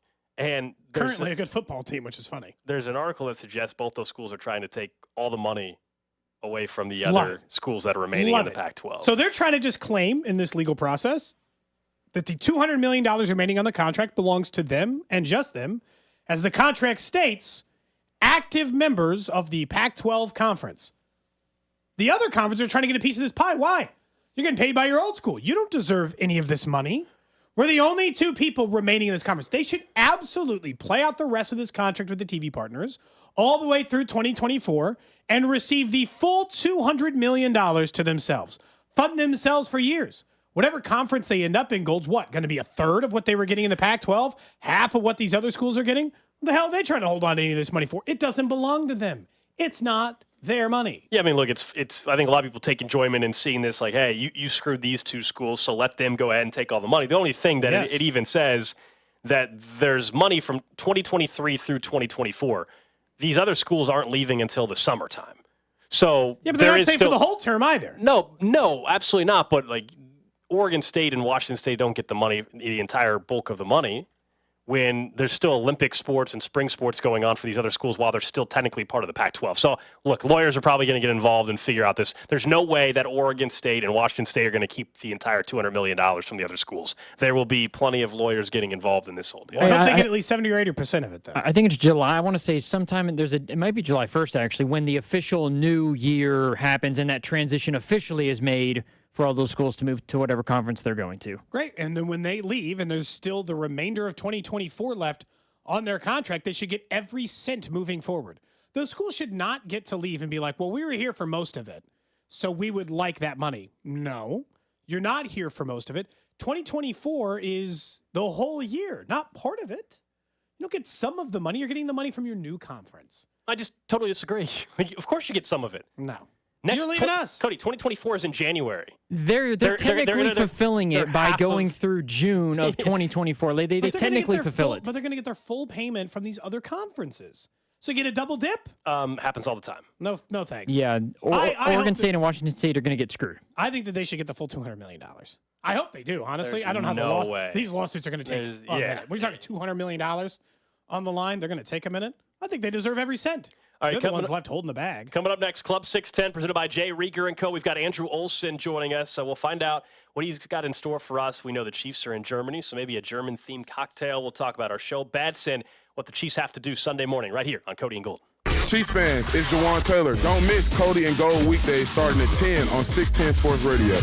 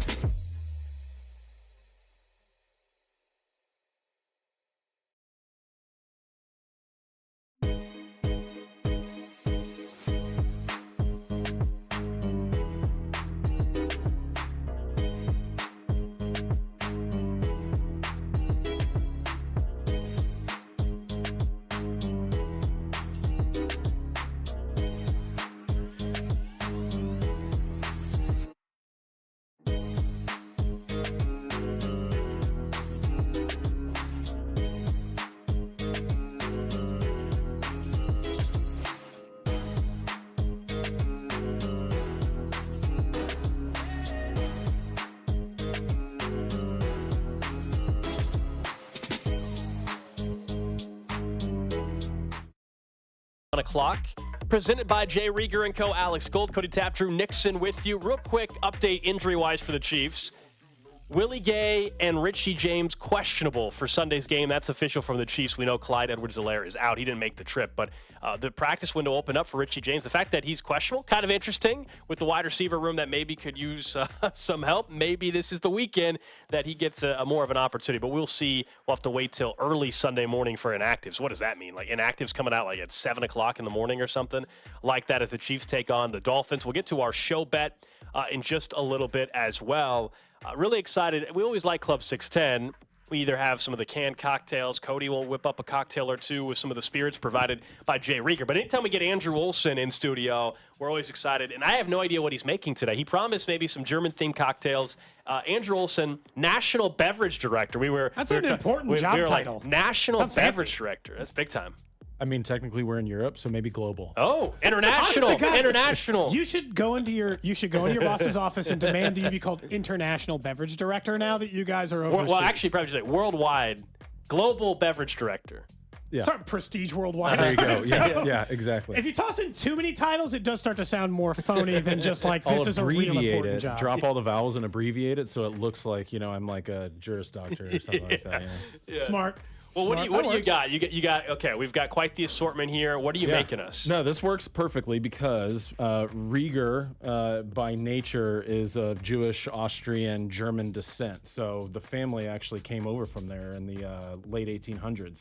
So today we're making a beer cocktail because there's nothing Perfect. more German Love than beer, right? Love Absolutely. We serve one beer at the distillery, Heim? the Heim beer, Okay. which is also a German, Austrian, Jewish name. And was served at Electric Park, right? Yep. If I remember the history right. So yeah, we the brewery, the building we're in is actually the old bottling facility for the brewery. So we actually moved into their spot, after some time, and so we're going to be making a beer cocktail using Rieger's Kansas City whiskey and our Heim beer. Nice. So, Well, I'm excited. What's Yeah. it called? Yeah, Is this it something in particular? yeah. So this Okay. one, Or did you just create your own thing just for us? there's no really specific name to this. This is just a style of cocktail that I like to do where there is a primary base spirit of Kansas City whiskey with a little bit of Cappelletti. Cappelletti is this red aperitivo. It's kind of earthy and very vanilla forward. There's also a little bit of grapefruit juice in here, some honey, a little bit of lemon, and then we're going to top This it is with perfect beer. for like I 8:30 was in the about to morning. say, I That's think you perfect actually covered the this could be a morning So cocktail that's situation. the whole idea because the game's at 8:30 Absolutely. on Sunday, right? So And is this the kind of cocktail people? I know you mentioned sold out though, but you guys are the official watch party, right, for away games for the Chiefs? correct. Yeah, we are the home when the Chiefs are away, as we like to say. So yeah, we've got a brunch, a sold out brunch on Sunday. But yeah, every away game, we're always doing some sort of activation in the distillery. Lots of giveaways, Hall of Fame players, cheerleaders, Casey Wolf, the whole bit. Even though they can't do it this Sunday because it's sold out, but if there's a future game on the schedule, do they have to buy tickets? How does that work if someone wants to come out? Yeah, they can book a reservation. We also accept walk-ins, so it's all based on first come first serve, obviously. But you've been to the distillery; it's not small. We got plenty of room, plenty of TVs, so Lots of different we're floors chilling. and levels. That's right. That's right. And I brought fancy ice. Oh, wow. Nice. Okay, look, is this why you give me a hard time Yes, for my... because I'm sorry I didn't bring rectangle ice. The presentation, everything. But you understand. Look at that. There's I was no wondering green why- onions in this. I knew I have something to was host up. the show sometimes. Knew something was up when he was only filling the glass like a certain height. I said, do you or, need some ice? He says, no, I'm good. That's how he put it. He didn't even tell me he got the fancy ice. like ice bars? There we Man, go. okay. Well, ready to go. Get these passed out here a little bit. You guys, of course, can watch on our video stream. I did bring an extra. Drew can come swing around Come in and here, grab grab one yours. as well. So if you well, want to happy see Friday, what we're everybody. talking about for the cocktails, YouTube, Facebook, Twitch, you can check out. There's a camera right on Andrew, so you probably saw him there as well. We'll wait for Drew to grab his or whatever. But Wait, were we supposed to cheers or no, something? you're- I no, already took you're a good. drink. It's good. Cheers. to the cheers. What's the drink? Yeah, what's Prost. Prost. Yeah. There we go. We can get this right. We know what we're doing here. We just needed an extra. Oh, this is definitely nothing wrong with drinking this at 8 a.m. There's nothing wrong with drinking this. Yeah. So the specific recipe: 1.5 ounces of Kansas City whiskey, a 1/2 ounce of the Cappelletti, Okay. 1/2 ounce of lemon, 1/2 ounce of honey, Normally, you would want to shake that up a little bit, strain it into your glass over some ice, and top it with some nice, flavorful Some sort of Heim Bohemian lager. style beer? Is that that is? Yeah, this is the Heim beer. This is a Bohemian style lager.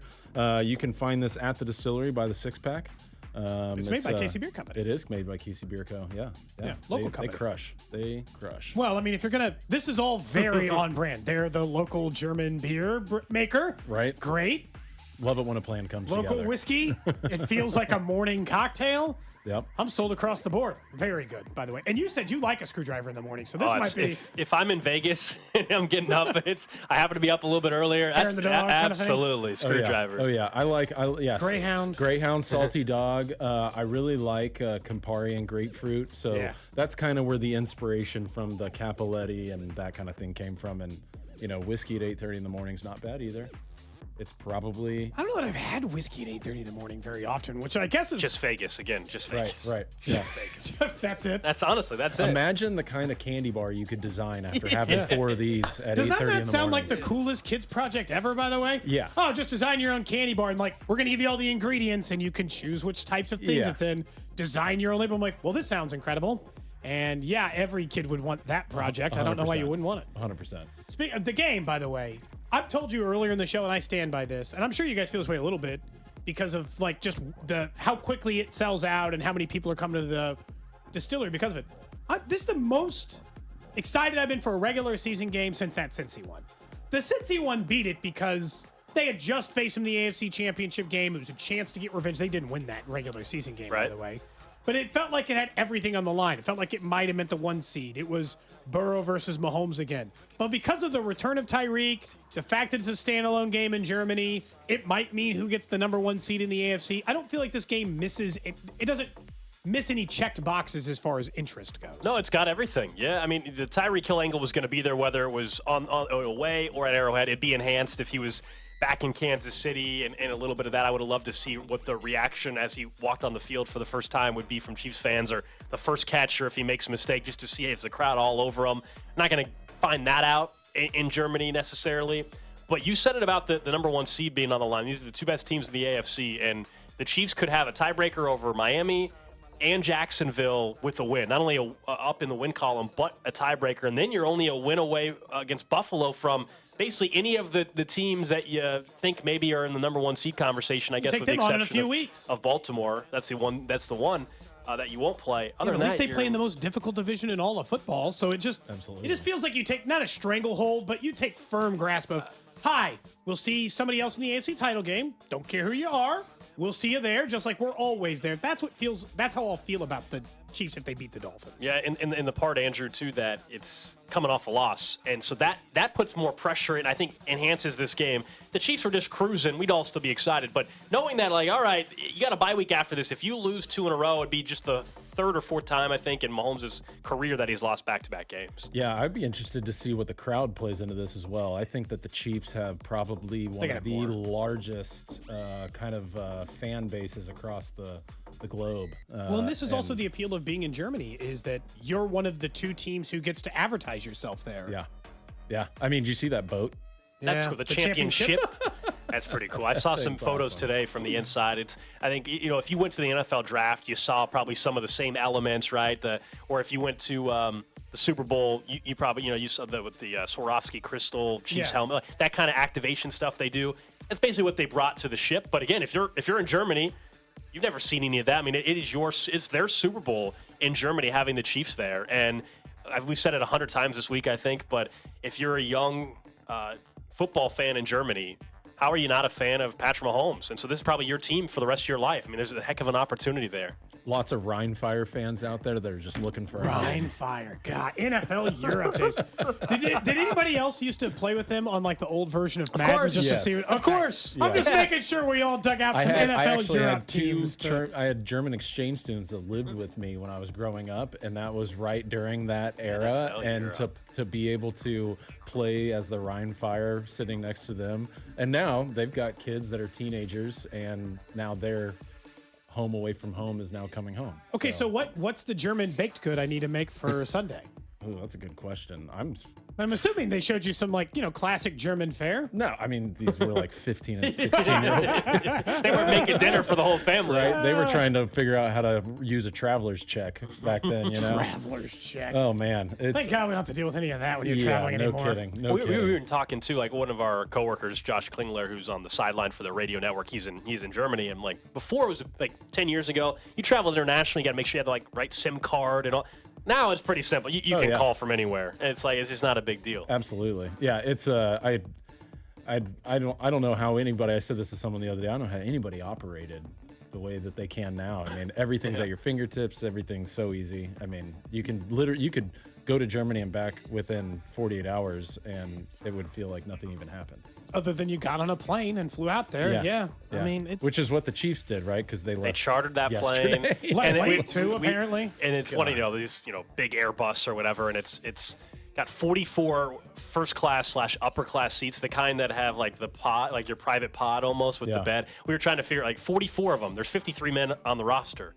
So there's 9 players that had to sit in normal coach type seating or whatever. I would love to know who the 9 are. We know who for sure was in first class, but I'm more interested in the 9 players that unfortunately dealt with a 9-hour flight in a normal seat. All of the kind of talk about travel, I'll be interested to see if that actually plays Definitely. a role into this. I mean, we saw what happened. Any lack of health, look what it did to us in Denver. It does feel the way though, like it's hard because I'm gonna be hard pressed to be like, well, it must have been the travel unless they specifically say it, because their offense has had like weirdo moments all season regardless of travel. So it's hard for me to be like, well, it must be that they're in Germany that they're starting slow. I'm like, no, they've been kind of That's why I'm it's so actually weird. Points per game wise, they still rank 12th. Every other metric says that the Chiefs are one of the most efficient offenses in the NFL. Yards per play, yards per drive, total yards, EPA. It doesn't matter what stat you put out there. They are one of the most effective offenses in the NFL, except for points per game, because they stink in the red zone. We got Andrew Olson from Jay Rieger joining us in studio. It's a Club 610 Friday. Fantastic cocktail. What's the name of it again? I'm sorry. I didn't come up with the name, so I was like, we could name it on the spot. Wow. I usually like to go with styles of football plays. So we previously did one last month called the QB Sneak. I like it. So Something limited that fits Germany here. limited syllables, and we can come up with it right here and now. Okay, so limited syllables, and we need something German, right? Well, I mean, yeah, Google Translate. Yeah, just looking up like touchdown or something in German. Maybe we could just call it what's that. more like morning, like drive or dive, like halfback dive. I mean, you could call it Guten Morgen. That's good morning, right? I don't hate that. I mean, I guess, especially here, right? It makes sense. Are you guys going to serve this on? No, we won't be. Serve this on Sunday? I honestly, I just came up with it yesterday when I was thinking about what I was going to do. Just because it was like, there's so many things that come into it, and I'm a guy that doesn't rehearse anything ever. I was kind of like you in school here. I thought everything is a negotiation. Did you fake a project as well? I just think everything's a negotiation. I think school is included in that. I was very anti-authority. It was like I don't enjoy being told what to do, and homework kind of feels like that. We got it feels like you're making me do this, and I don't want to. Some suggestions on the text line 913-586-7610 for the name of this fantastic cocktail from Jay Rieger. Someone says jet sweep, Hail Mary, or blitz something, blitz something. Course. That's actually smart. That's not a bad idea. Blitz does make sense because it plays both ways. Sure. Someone says Das Chief, Snow Globe, End Around. Those are some of the suggestions we're getting for the name of this cocktail, which is phenomenal, by the way. What about a combo like blitz sweep? Blitz sweep. I'm looking at what morning in German is. Like morning blitz, we're all getting a little blitz. That Morning plays blitz. three ways. Morning blitz. Then it plays three ways. Morning blitz. I kind of like it. Kind of like that. The big play was called it was the Wasp play, correct? Yeah, Jet Chip Wasp. But Yeah. morning blitz. Die Vespi is the Wasp. I don't know. I think morning blitz. It plays three different ways. Plays on the alcohol, plays on the German angle, plays on the football angle. We're planning on drinking it in the morning on Sunday. That's the name of this cocktail. Get morning blitz on Sunday with Jay Rieger. Yeah, there you go. That's Cheers. right. Cheers The to recipe, everybody out there. someone asked me earlier if I post the recipe. I will. Yeah. I'll stick it up there for you. If you do follow us, like our show's always live streamed on YouTube, Twitter, Twitch, and Facebook. On Twitch, you can like live clip stuff. Somebody already clipped the short video that exists of you explaining the recipe. Great. So I mean, I don't want to tell if you. you're looking to try to find it, you can find it. We've only had these in our hand for, I don't know, 10 minutes or so. Football game's a 3.5-hour game. I'm just saying there's quite a few of these that can be consumed during a football game. Feeling pretty good if during I had the to game. guess ABV on this thing, 92 proof whiskey with the 5.5% beer, little dilution. I mean, we're probably hitting 14, 15% ABV, which is like a hot glass of wine, you know? Yeah, please drink Drinking responsibly. 2 tank sevens per glass. Right, Like, exactly. Okay. Yeah, All right. That's fine. We can get used to that. right. Oh, the club music's gone? Football more than drill. We gotta get Enjoy to wearing pants? So now it's time to look ahead to the weekend and the college football slate. Yeah, we do got to look ahead a little bit. We'll get All back right, to guys. the Chiefs in a second. We got 3 huge local games. So all 3 of our locals are ranked inside the top 25 for the college football playoff. We all have a different local assigned to us, Andrew. I'm in charge of Missouri. He went to Kansas. I went to UMKC, so that's as close as we can get. He went to Kansas, so he went there. And then Drew moved here with 0 collegiate alliance. Ohio, He Cincinnati, He got where- Kansas yeah, State. yeah. Yeah, he was from Indianapolis. University of Indianapolis. I don't know. he's an I went to Butler from in Indianapolis. So From Indianapolis, he is a Cincinnati Bengals fan. He doesn't cheer for the Pacers, and he went to Butler, a well-known college basketball school, and instead cheers for Wisconsin. This So, should be good luck this tracking should be his my fandom. Twitter. This should be my Twitter profile. So KU is in action on the road in Ames. That is the nightcap, if you will, for the local schools. That'll be on ESPN. K-State is taking on Texas. That is at noon, big noon kickoff, well, 11 a.m. kickoff, if you will. And then the big game of the day, arguably the biggest one of the day, regardless of conference or where you're at in the country, is number 12 Missouri at number 2 Georgia, CBS. That game at 2:30. Big This keeps opportunities. K-State and KU's chance for the Big 12 championship, right? Alive? Yeah. Same for Missouri. Big Yes. opportunities for all 3. I'll start with Mizzou, right? I mean, they're 15.5-point dogs, and it's pretty simple. If they find a way to pull off one of the biggest upsets of the season, then all of a sudden college football playoff talk is real. Now, National it's in championship Athens. I think they cover in this game. I don't believe Missouri is going to go down there and win, even though they have a better quarterback. But I think this can be close. You know, they've been close against Georgia the last couple of years. I haven't been impressed with Georgia this year as much as we had in prior years. They lost a ton of talent to the NFL. No Brock Bowers. He's hurt right now. So I think Mizzou keeps this one interesting, especially for the first half where they're 8.5-point underdogs. But man, if they somehow pull off this upset, then you can start talking about them being in the college football playoff. 100%. I mean, this is a long time coming. It feels good to see Mizzou back on the map as far as walking into Athens being a true contender. And I agree. I don't think that it's going to be a win, but they're going to give it a heck of a shot. It's probably important to remember that before this season, Drinkwitz was kind of a punching bag, and I think rightfully so. He did a lot more Because talking than he did all winning. the play calling, right? Yeah, And this well- is his first year Well, and not. he talked like he was winning 10 games a year, and he had. And to his credit, they're having a hell of a season. Yeah, he's holding up signs, crapping on Kansas, and then and he wasn't winning enough in order to get away with it, which doesn't help, right? That kind of version of it. The KU K-State games are both fascinating because Kansas has to avoid a letdown after big time. Maybe the biggest win in their program's history other than the Orange Bowl. Yep. Biggest regular season maybe win in their program's history. They hadn't beaten Oklahoma since around the time Drew was born. 97. 1997. Yeah, this is Yeah. scary for me. This is a scary spot. One, Iowa State is playing really well Iowa to State's begin good. with.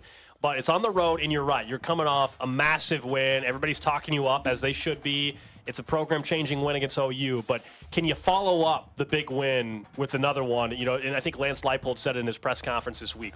He told his team, are you guys just good with being bowl eligible, or you want to be better than that? And that's really what they have a chance to do and prove.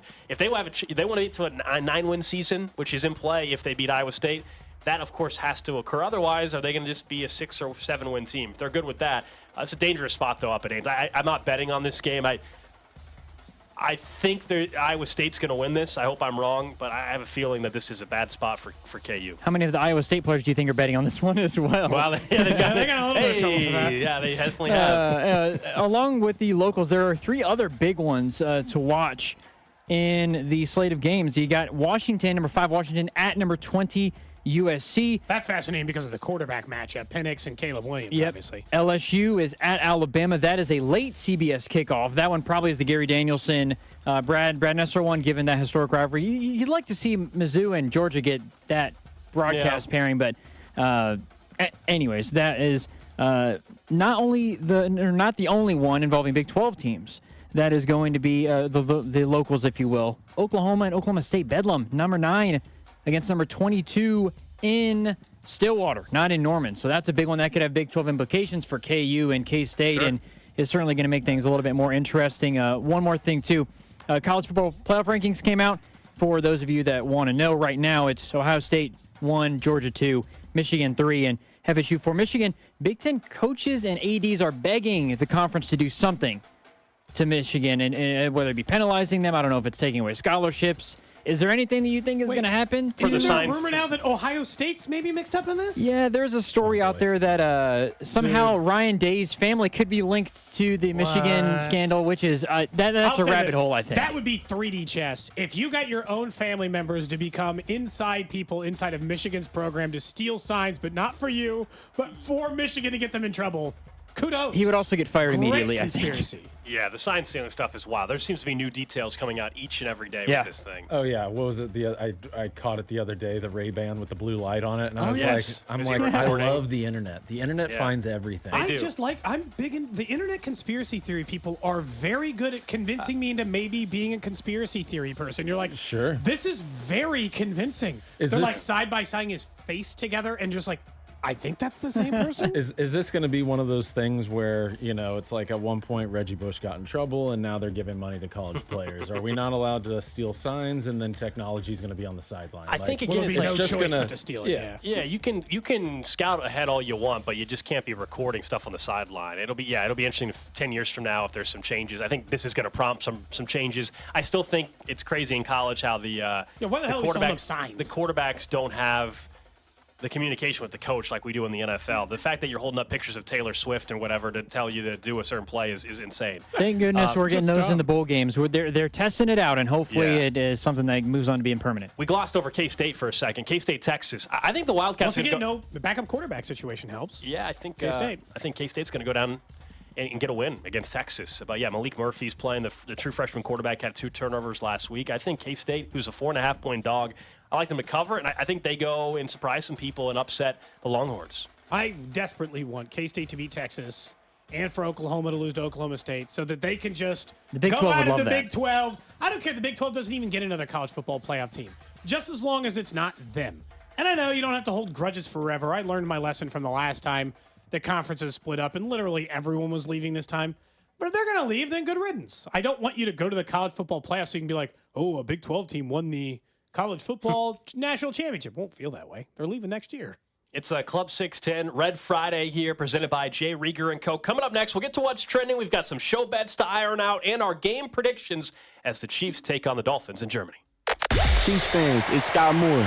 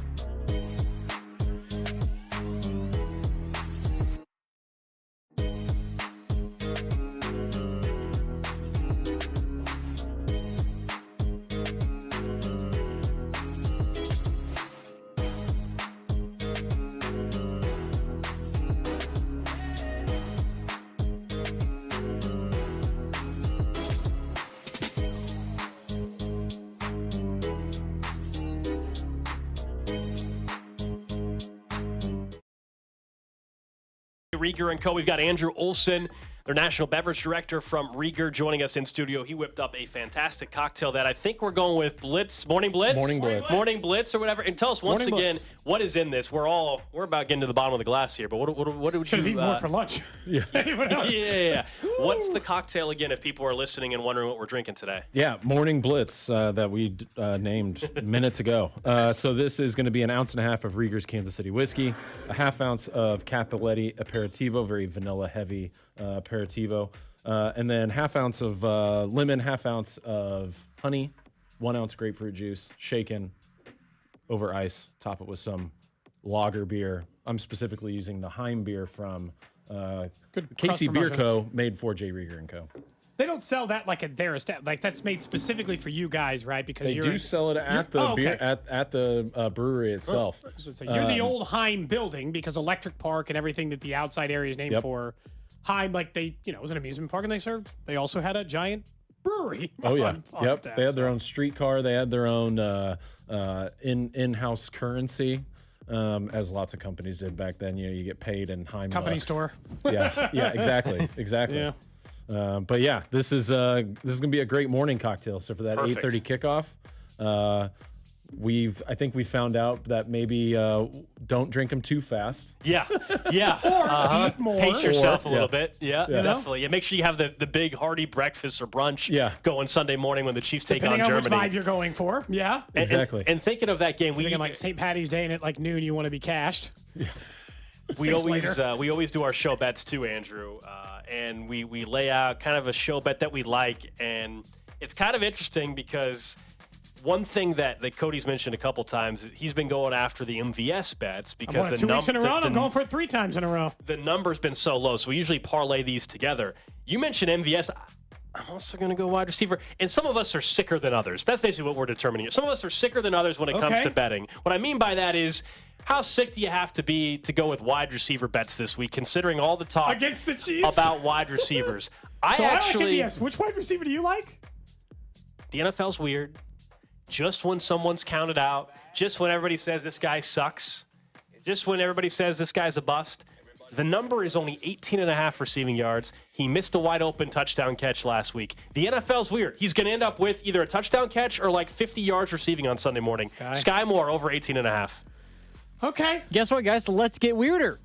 There's another wide receiver who I'm thinking for the Chiefs could get his over. There's only one way this can go wrong. Please say you're going to say Rashee Rice, the one wide receiver that people trust. No, I'm not. Oh, boy. Okay.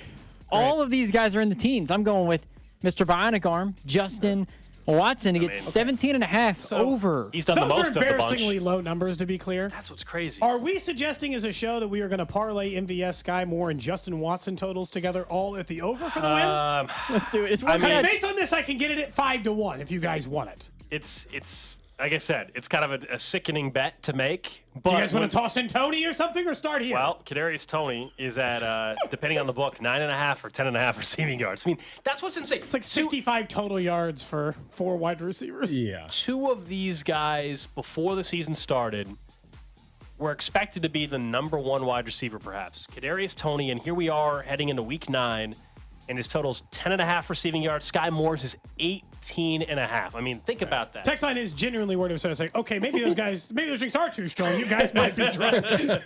I mean, it's just, look, I don't know if all 4 or 5 are hitting Let's them. do MVS, Sky, and Watson for a majority of the bet. Yeah. Sprinkle? Well, like $5? You want to put like $5 and add Tony on a second bet? Just squeezing the juice out of that. Be 10 to 1. Yeah, exactly. No, come on, just a little bit more. Well, we're flush with cash, Andrew. Okay. Obviously. We have a show fund. We sold some Taylor Swift T-shirts because, like before, we raised all this money before because we wanted these cameras so we could live stream the show and all of that. We then have, like we'd like to do fun things with the listeners or on air. So I was trying to get us to use our show money to buy one of those Amazon return pallets because I think it'd be fun. I think it'd be fun for the show. Please, I think we should do it. They were not interested, so we had to settle for a $200 box. It's a mystery box of returned items, basically. Way less fun. And we can maybe flip it. But he wanted to buy a whole pallet. And I said, I want to at least save some of our show fund here.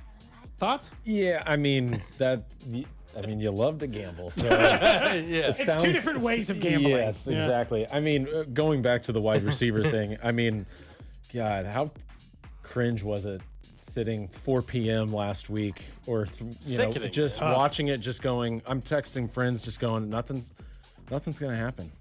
Nothing's going to happen. And we're going to go all the way to Europe, and who knows? I still think, though, I mean, we'll give our official picks in a second, but because they look so flat out of the gate, like, I just don't think they're going to have that lack of energy right out of the gate, worrying about travel or anything like that. Like, I think they'll be ready to go. It doesn't mean they're going to win, but I don't think they're going to be going through the motions like they were. You know, Mahomes had the flu. He usually brings the energy. Nobody else stepped up with that.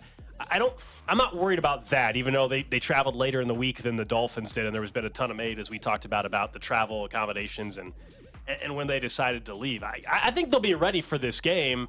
And I'm basing a lot of it off of faith in the past of Reed and Mahomes. They don't lose a lot of back-to-back games. They also typically don't let one loss become 2 or 3 in a bad performance. I mean, last year the Colts game was the one everybody's like, oh my God, this team is screwed. They don't have a wide receiver. I think the next week they blew out the Bucks. They scored 41 points or something like that. They beat the Niners last year when everybody's like, uh-oh, what's going on? And the Niners, of course, went on to the NFC title game. So I'm not worried about this team suddenly being much worse than what they were a week ago. They had a terrible game. It was a pitiful performance. And I think they'll be ready. Maybe not worse, but are they going to focus more on the run game? Everybody I feel like was screaming at their TV, run the ball. 8 touches for Pacheco. And we've gone back and forth on this. Like, I'm not telling you, neither is Cody, like they need to run 25 or 30 times. No. But 8 touches for your starting running back is insane to me. Like, Isaiah Pacheco should be getting 15-plus touches a game. It is very important that it was against the league's worst run defense. It wasn't just 8 touches against anybody. Nobody was allowing more rushing yards per game than Denver. And they were never outside of 2 scores except for, like, late into the fourth quarter. Like, I don't, it just doesn't seem logical. By the way, I did place the bet on the 3. Okay. What's the odds? 5-1? 5-1. Okay. So, we'll see how that goes. Man, oh man. It's just crazy how low the numbers are. There's something wrong with us, but they're on the teens. I know. And I've continuously been winning on MVS. We literally could win the bet at halftime. It could be halftime, and we have won the bet. Based on those totals, Justin Watson is covered it the most. 5 out of 7 times. He covers his number. But quite a bit. all these receivers, though, even if we went to 4 combined, we're talking about 60-something yards. Like we're not asking the group of 4 to get 180 yards. 63 or something is all we're asking for 4 receivers. The fact that these 3 and then you combine Kadarius Toney in there are only at that many yards, it's almost disgusting because like Stephon Diggs' total on a regular basis is like 82 yards, and he's averaging like 20 more yards total than the 4 leading receivers are, other than Rashee Rice, I guess, in this situation for the Chiefs. It's embarrassing. It's Even crazy. when you toss in Rashee Rice and Travis Kelce, they're saying those 2 receivers and the 4 we just mentioned are good for 200 yards. So they're even telling you there's mystery yards coming from somewhere. They just don't know where. So they're just going to deflate all of the wide receiver totals. I know it'd probably be safer to just be like, let's pick one dude and go with it. I understand. Like, let's just pick Sky Moore and go with it. That's way less fun. That's not fun. Way less fun. Do you wager on sports, Andrew? I've been known to dabble at times. Look, it's not for everybody. I'm just asking. Yeah, not often enough. But if I keep an eye on it, I monitor it just because if there's ever something that just makes sense, then I'll chase it. But other than that, I mean, I'm already pretty avidly watching a lot of stuff. I watched hockey. Watched Spurs Suns last night, and I watched football Wemby last night. Holy cow! But the Suns made it interesting late, though. The Suns did make it a little interesting. And they played the Suns like last week and won and pulled it out at the very last minute. I'm sorry, that play he made at the top of the key when he made like 2 steps and then dunked on it. This is ridiculous. Well, the photo where he's standing next to Durant, who's obviously a pretty very tall, big human being himself. Yeah. And then you'll see the photo where it's Wemby, and you're just like, what the hell? Yeah. What? And he's shooting threes, and he's moving like a point guard. I mean, it's just insane, the athleticism. I still wonder, like, if your body, like, I just think if you're 7'4", can your body really hold up? Oh, ask him the same question. Bouncing? Ask Andrew the same question we had for a random question earlier. Here's your choice. You can either be 5'8". You're just you living your normal life. You can be 5'8" or 7'4". Well, I am already 6'5". Yeah. I know, but that's a lot of inches. There's a huge difference from 6'4" to 7'5". I'd much rather take the height. Oh man, See, I said 7-4. I said if I'm not a basketball player in this scenario, I don't want to be 7-4. Yeah. You walk Your in knees and end up knocking. Yeah, it's you walk in anywhere and everybody's staring at you, but you're not an NBA player. I mean, I'm sure and people give you a little bit of that as being 6'5", but you're not 7'4" Yeah, is a whole nother level. I'm just above average. That wasn't even the question I was talking about. I'm sorry. The other one was Cody wanted to know: do people that are Oh. 7'4", how do they get their hair cut? I actually have to slouch in the chair that I sit in. Wow. So I said, does he lay down? Do they have a special chair sunken into Yeah. the ground? So I think that they got to make special accommodations for. Yeah, so the place I get my hair cut, they're nice, like kind of vintage looking, real heavy barber's chairs. And so I just kind of slide forward and lean back, and I'm used to doing that in everything. Previous cars that I own, I mean, it's just. Yeah, I read an article. Wimby had to, obviously he's got the financial means, so it doesn't really matter, but he had to customize his car, and they had to move the seat to the back seat. Like, basically, he basically sits in the back seat. Oh, yeah, my first car was a Ford ZX2, which is like a two-door I car. remember. My stepmom drove one of those. And I had this, that's how if I looked left, I was looking out of the backside window. Of any car you could have chosen as a 6'5" person, that might be the worst, other than Yeah. like a Miata. Yeah, absolutely. That's a bad car Yeah. choice. Ford ZX2. I'm Toyota Tundra now, so I think I've Okay. figured it out a little bit, but So you never would rather going be backwards. 7'4" than what if I said 5'11"? Yeah, see, that just I feel. You like being tall. That's yeah, what I it love is. being tall. You like being tall. I That's love what it being is. tall. But still, I mean, God, 7'4". That is a horribly Someone inconvenient says, height. poor guy, being 6'5" must be so hard. I knew that was coming. That's why I was like, yeah. it's just 6'5", Right. free access to alcohol, handsome. Oh man, what a terrible life you lead, Andrew. Must be awful. Oh man, oh man. All right, let's get to our official game predictions. We do this every Friday during Club 610. Game predictions, though, are presented by T-Mobile. Whether you're home or away, T-Mobile keeps you connected to Chiefs Kingdom all season long. We'll take your picks on the text line as well, 913-586-7610. Drew, we'll start with you. How's this game going Sunday, bright and early in Germany?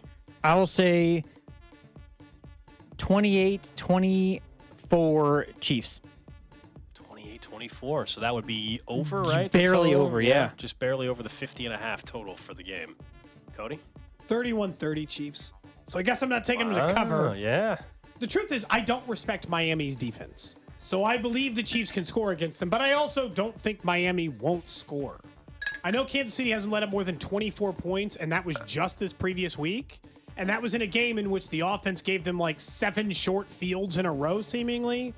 But Miami's the best offense in the NFL. Tyreek's good for a 40-yard touchdown every game. They have weapons. I just don't respect Miami's defense. So I think both teams will score. I think this, for the first time all year, maybe, this is going to be a game in the 30s for the Chiefs, but I'll still take them to win. I think this is lower scoring slightly than we think. You know, there's a lot of reasons I get it to point towards the over. You mentioned the best offense, historically great offense in Miami. And even though the Chiefs have struggled, we know that we know they're capable with Patrick Mahomes to put up a bunch of points. I just think the Chiefs defense is legit, and I think they're going to be able to slow them down a little bit. I got the Chiefs 24-21, so not a low scoring game, but probably lower than people would think for this one. The Chiefs turned the ball over 5 times last week, okay? That's simply just not happening this week. And the Chiefs defense has done nothing so far to me to suggest that they're not real, that they're not capable. They're going to have to balance out some things against a very good offense in Miami. But Mahomes had the flu last week. I mean, that's been not even, I feel like, talked about enough this week. Like when we mentioned how bad they looked. Jordan ruined that for everybody who's ever played with the flu. He had the flu. I'm still not convinced he wasn't hungover. I think they're going to not play keep away, but I think we will see Andy Reid willing to run the ball a little bit more and use the clock a little bit and understand with your defense that you got, you don't want to have, a ton of possessions for the Dolphins offense. I think you'll see the reverse of what the Chiefs normally do, where, normally teams are trying to keep the ball out of Mahomes' hand. I think the Chiefs might try to keep the ball out of Tua and Tyreek Hill's hand a little bit. So I do have the Chiefs winning, get back on track. Everybody can calm down a little bit. They get to 7-2 heading in the bye week. Yeah, I would agree. I think that it's going to be relatively low scoring. I do think that they will cover, and I do think that they'll be over, 50? 50.5 or something like that. Yeah, so, I mean, yeah. Just their point averages would put them over that or close to it. Chiefs average like 24 points a game. Miami averages 35. Patrick Mahomes, when his offense scores 20 points or less, the next week he's 9-3 against the spread. That's just against the spread, and they're 1.5 or 2 point favorites. I just don't think they're having two clunkers in a row. Look, maybe they lose this thing 38-35, and the offense plays great, and we're all disappointed because the defense gave up a long drive and a field goal at the end of the game to lose. Maybe that's how this one plays out. They're not getting embarrassed, okay, in Germany. Not happening whatsoever. There's no way this team is coming out slow out of the gate. I'm not guaranteeing a win, but they're not going to look like crap in the first half and look like they're just half asleep. That's just not happening. Yeah, I'm excited. I'm really excited. I'm excited to see. You think McDuffie's on Tyreek? I think it'll be Snead. Yeah, I think it could be Snead. He's the only guy who ever covered him in practice. Like, he used to cover him every day in practice. Right. Like, if you're going to trust somebody to understand how he moves, why not go to Snead? 913-586-7610. Someone says, I hear a lot of homer talk. 31-21 Dolphins. Okay. Someone says, Mafraud's been exposed. 35-7 Dolphins. Okay. Not overreacting. Someone else says, Andy running the ball. Alex must be defending Super Bowl champion. Someone says, Andy running the ball. Alex is definitely drunk. LOL. I'm not saying they're running it 30 times. He's got 13 carries for Pacheco, and you're being called, like, insane. Yeah, I'm asking for 15 touches. You don't want to tell me, like, 11 carries, 4 receptions. That's all I want for the number one running back. That's it. Yeah, no one's saying old school NFL like the game last night. Yeah. The amount Man, of, oh, man. It was... Well, there was no game The flow. Steelers is like Iowa for the NFL. Their offense is not enjoyable to watch, man. It's horrible. There was just no game flow. I mean, there was seemingly penalties every play, and injuries, unfortunately, for the Titans on every play. There wasn't any flow to the football game last night where Pittsburgh beat the Titans. I stopped paying attention as soon as I won my Najee Harris first touchdown bet. I won that, and I'm like, okay, we're good here. This is going to be in the background while I play with my kid. I took Najee Harris first touchdown scorer. Hey, and you both. And Derrick Henry to be the second touchdown. Oh, wow. Did you parlay it? Did you parlay it? Yep. Wow. Nice. And it was on free money. Good for you, man. Fantastic. Yeah, I felt good because I just did like a profit boost, so I got 12-1 on Najee just for the first touchdown. That felt like a good hit. Not even Derrick Henry for the second. I didn't have those. Every once in a while, you get a good night going. We had a good night. We were talking about that earlier. With Steelers covered the 3. Hopkins went over his receiving yards. Will Levis on the last throw he attempted threw a pick. We needed that. That was a very popular bet last night. And then we talked about a little college football as well. Freaking Steelers, man. They just keep winning. He's a Bengals fan. You got to forgive him. So. Are you guys surprised that I keep picking the Chiefs to win? I've picked them to win every single week this year. Well, you were Here's right the thing. 6 times. People want to say you're a homer for picking the Chiefs. Let me just point out that they have won more football games than any other franchise in the last 5 years. Yes. So, like, it's always funny when I hear people like, you're a homer. Like, and then we got called haters when we chose them to lose the Bills last year. They win like 13 or 14 games a year. Like, I mean, how many games am I supposed to pick that they're going to lose? Statistics don't lie. I mean, it is what it is. That's right. We didn't make these numbers up. You know, one of these times for Club 610, I've decided, after we talked about that school project with statistics, can you come back in at some time and we do casino night for Club 610? We get like we get little roulette, mini tabletop roulette craps board. tables or roulette boards. I'm in. I think that would be fun. I'm just gonna say we got enough people in here. I think us all circled around a tabletop craps table could be fun for everybody. That'll be a good time. All right, one more time. We just need one person to play the house. One more time, Andrew. Obviously, our cocktails today from Jay Rieger and Co. This Sunday sold out for the watch party, but if they want to go to, there's plenty of road games still to go. Jay Rieger, the place to go to watch some Chiefs football. Yeah. We are the away watch party. When the Chiefs are away, you can watch the game at Jay Rieger and Co. And every time there's a game, I was about to say every Sunday, but no, that's not the case. But yeah, look forward to more of that stuff. I mean, and we're doing watch parties and things like that all the time, and we've got different kind of specials throughout the season, and especially once we get into playoffs and we start talking about other things beyond that, which. You don't talk about a no-hitter. That's right. Exactly. That's it. Thanks for coming in the studio. Fun Club 610 presented by Jay Rieger. We do it every single Friday in the 1 o'clock hour. Don't forget, we fall back on Sunday morning as well. We got to get up early, 8:30 sleep before you watch the game. Perfect. 8:30 kickoff. We'll be back at it Monday morning, hopefully talking about a Chiefs victory over the Dolphins. Coming up next, it's The Drive with C-Dot and Rob.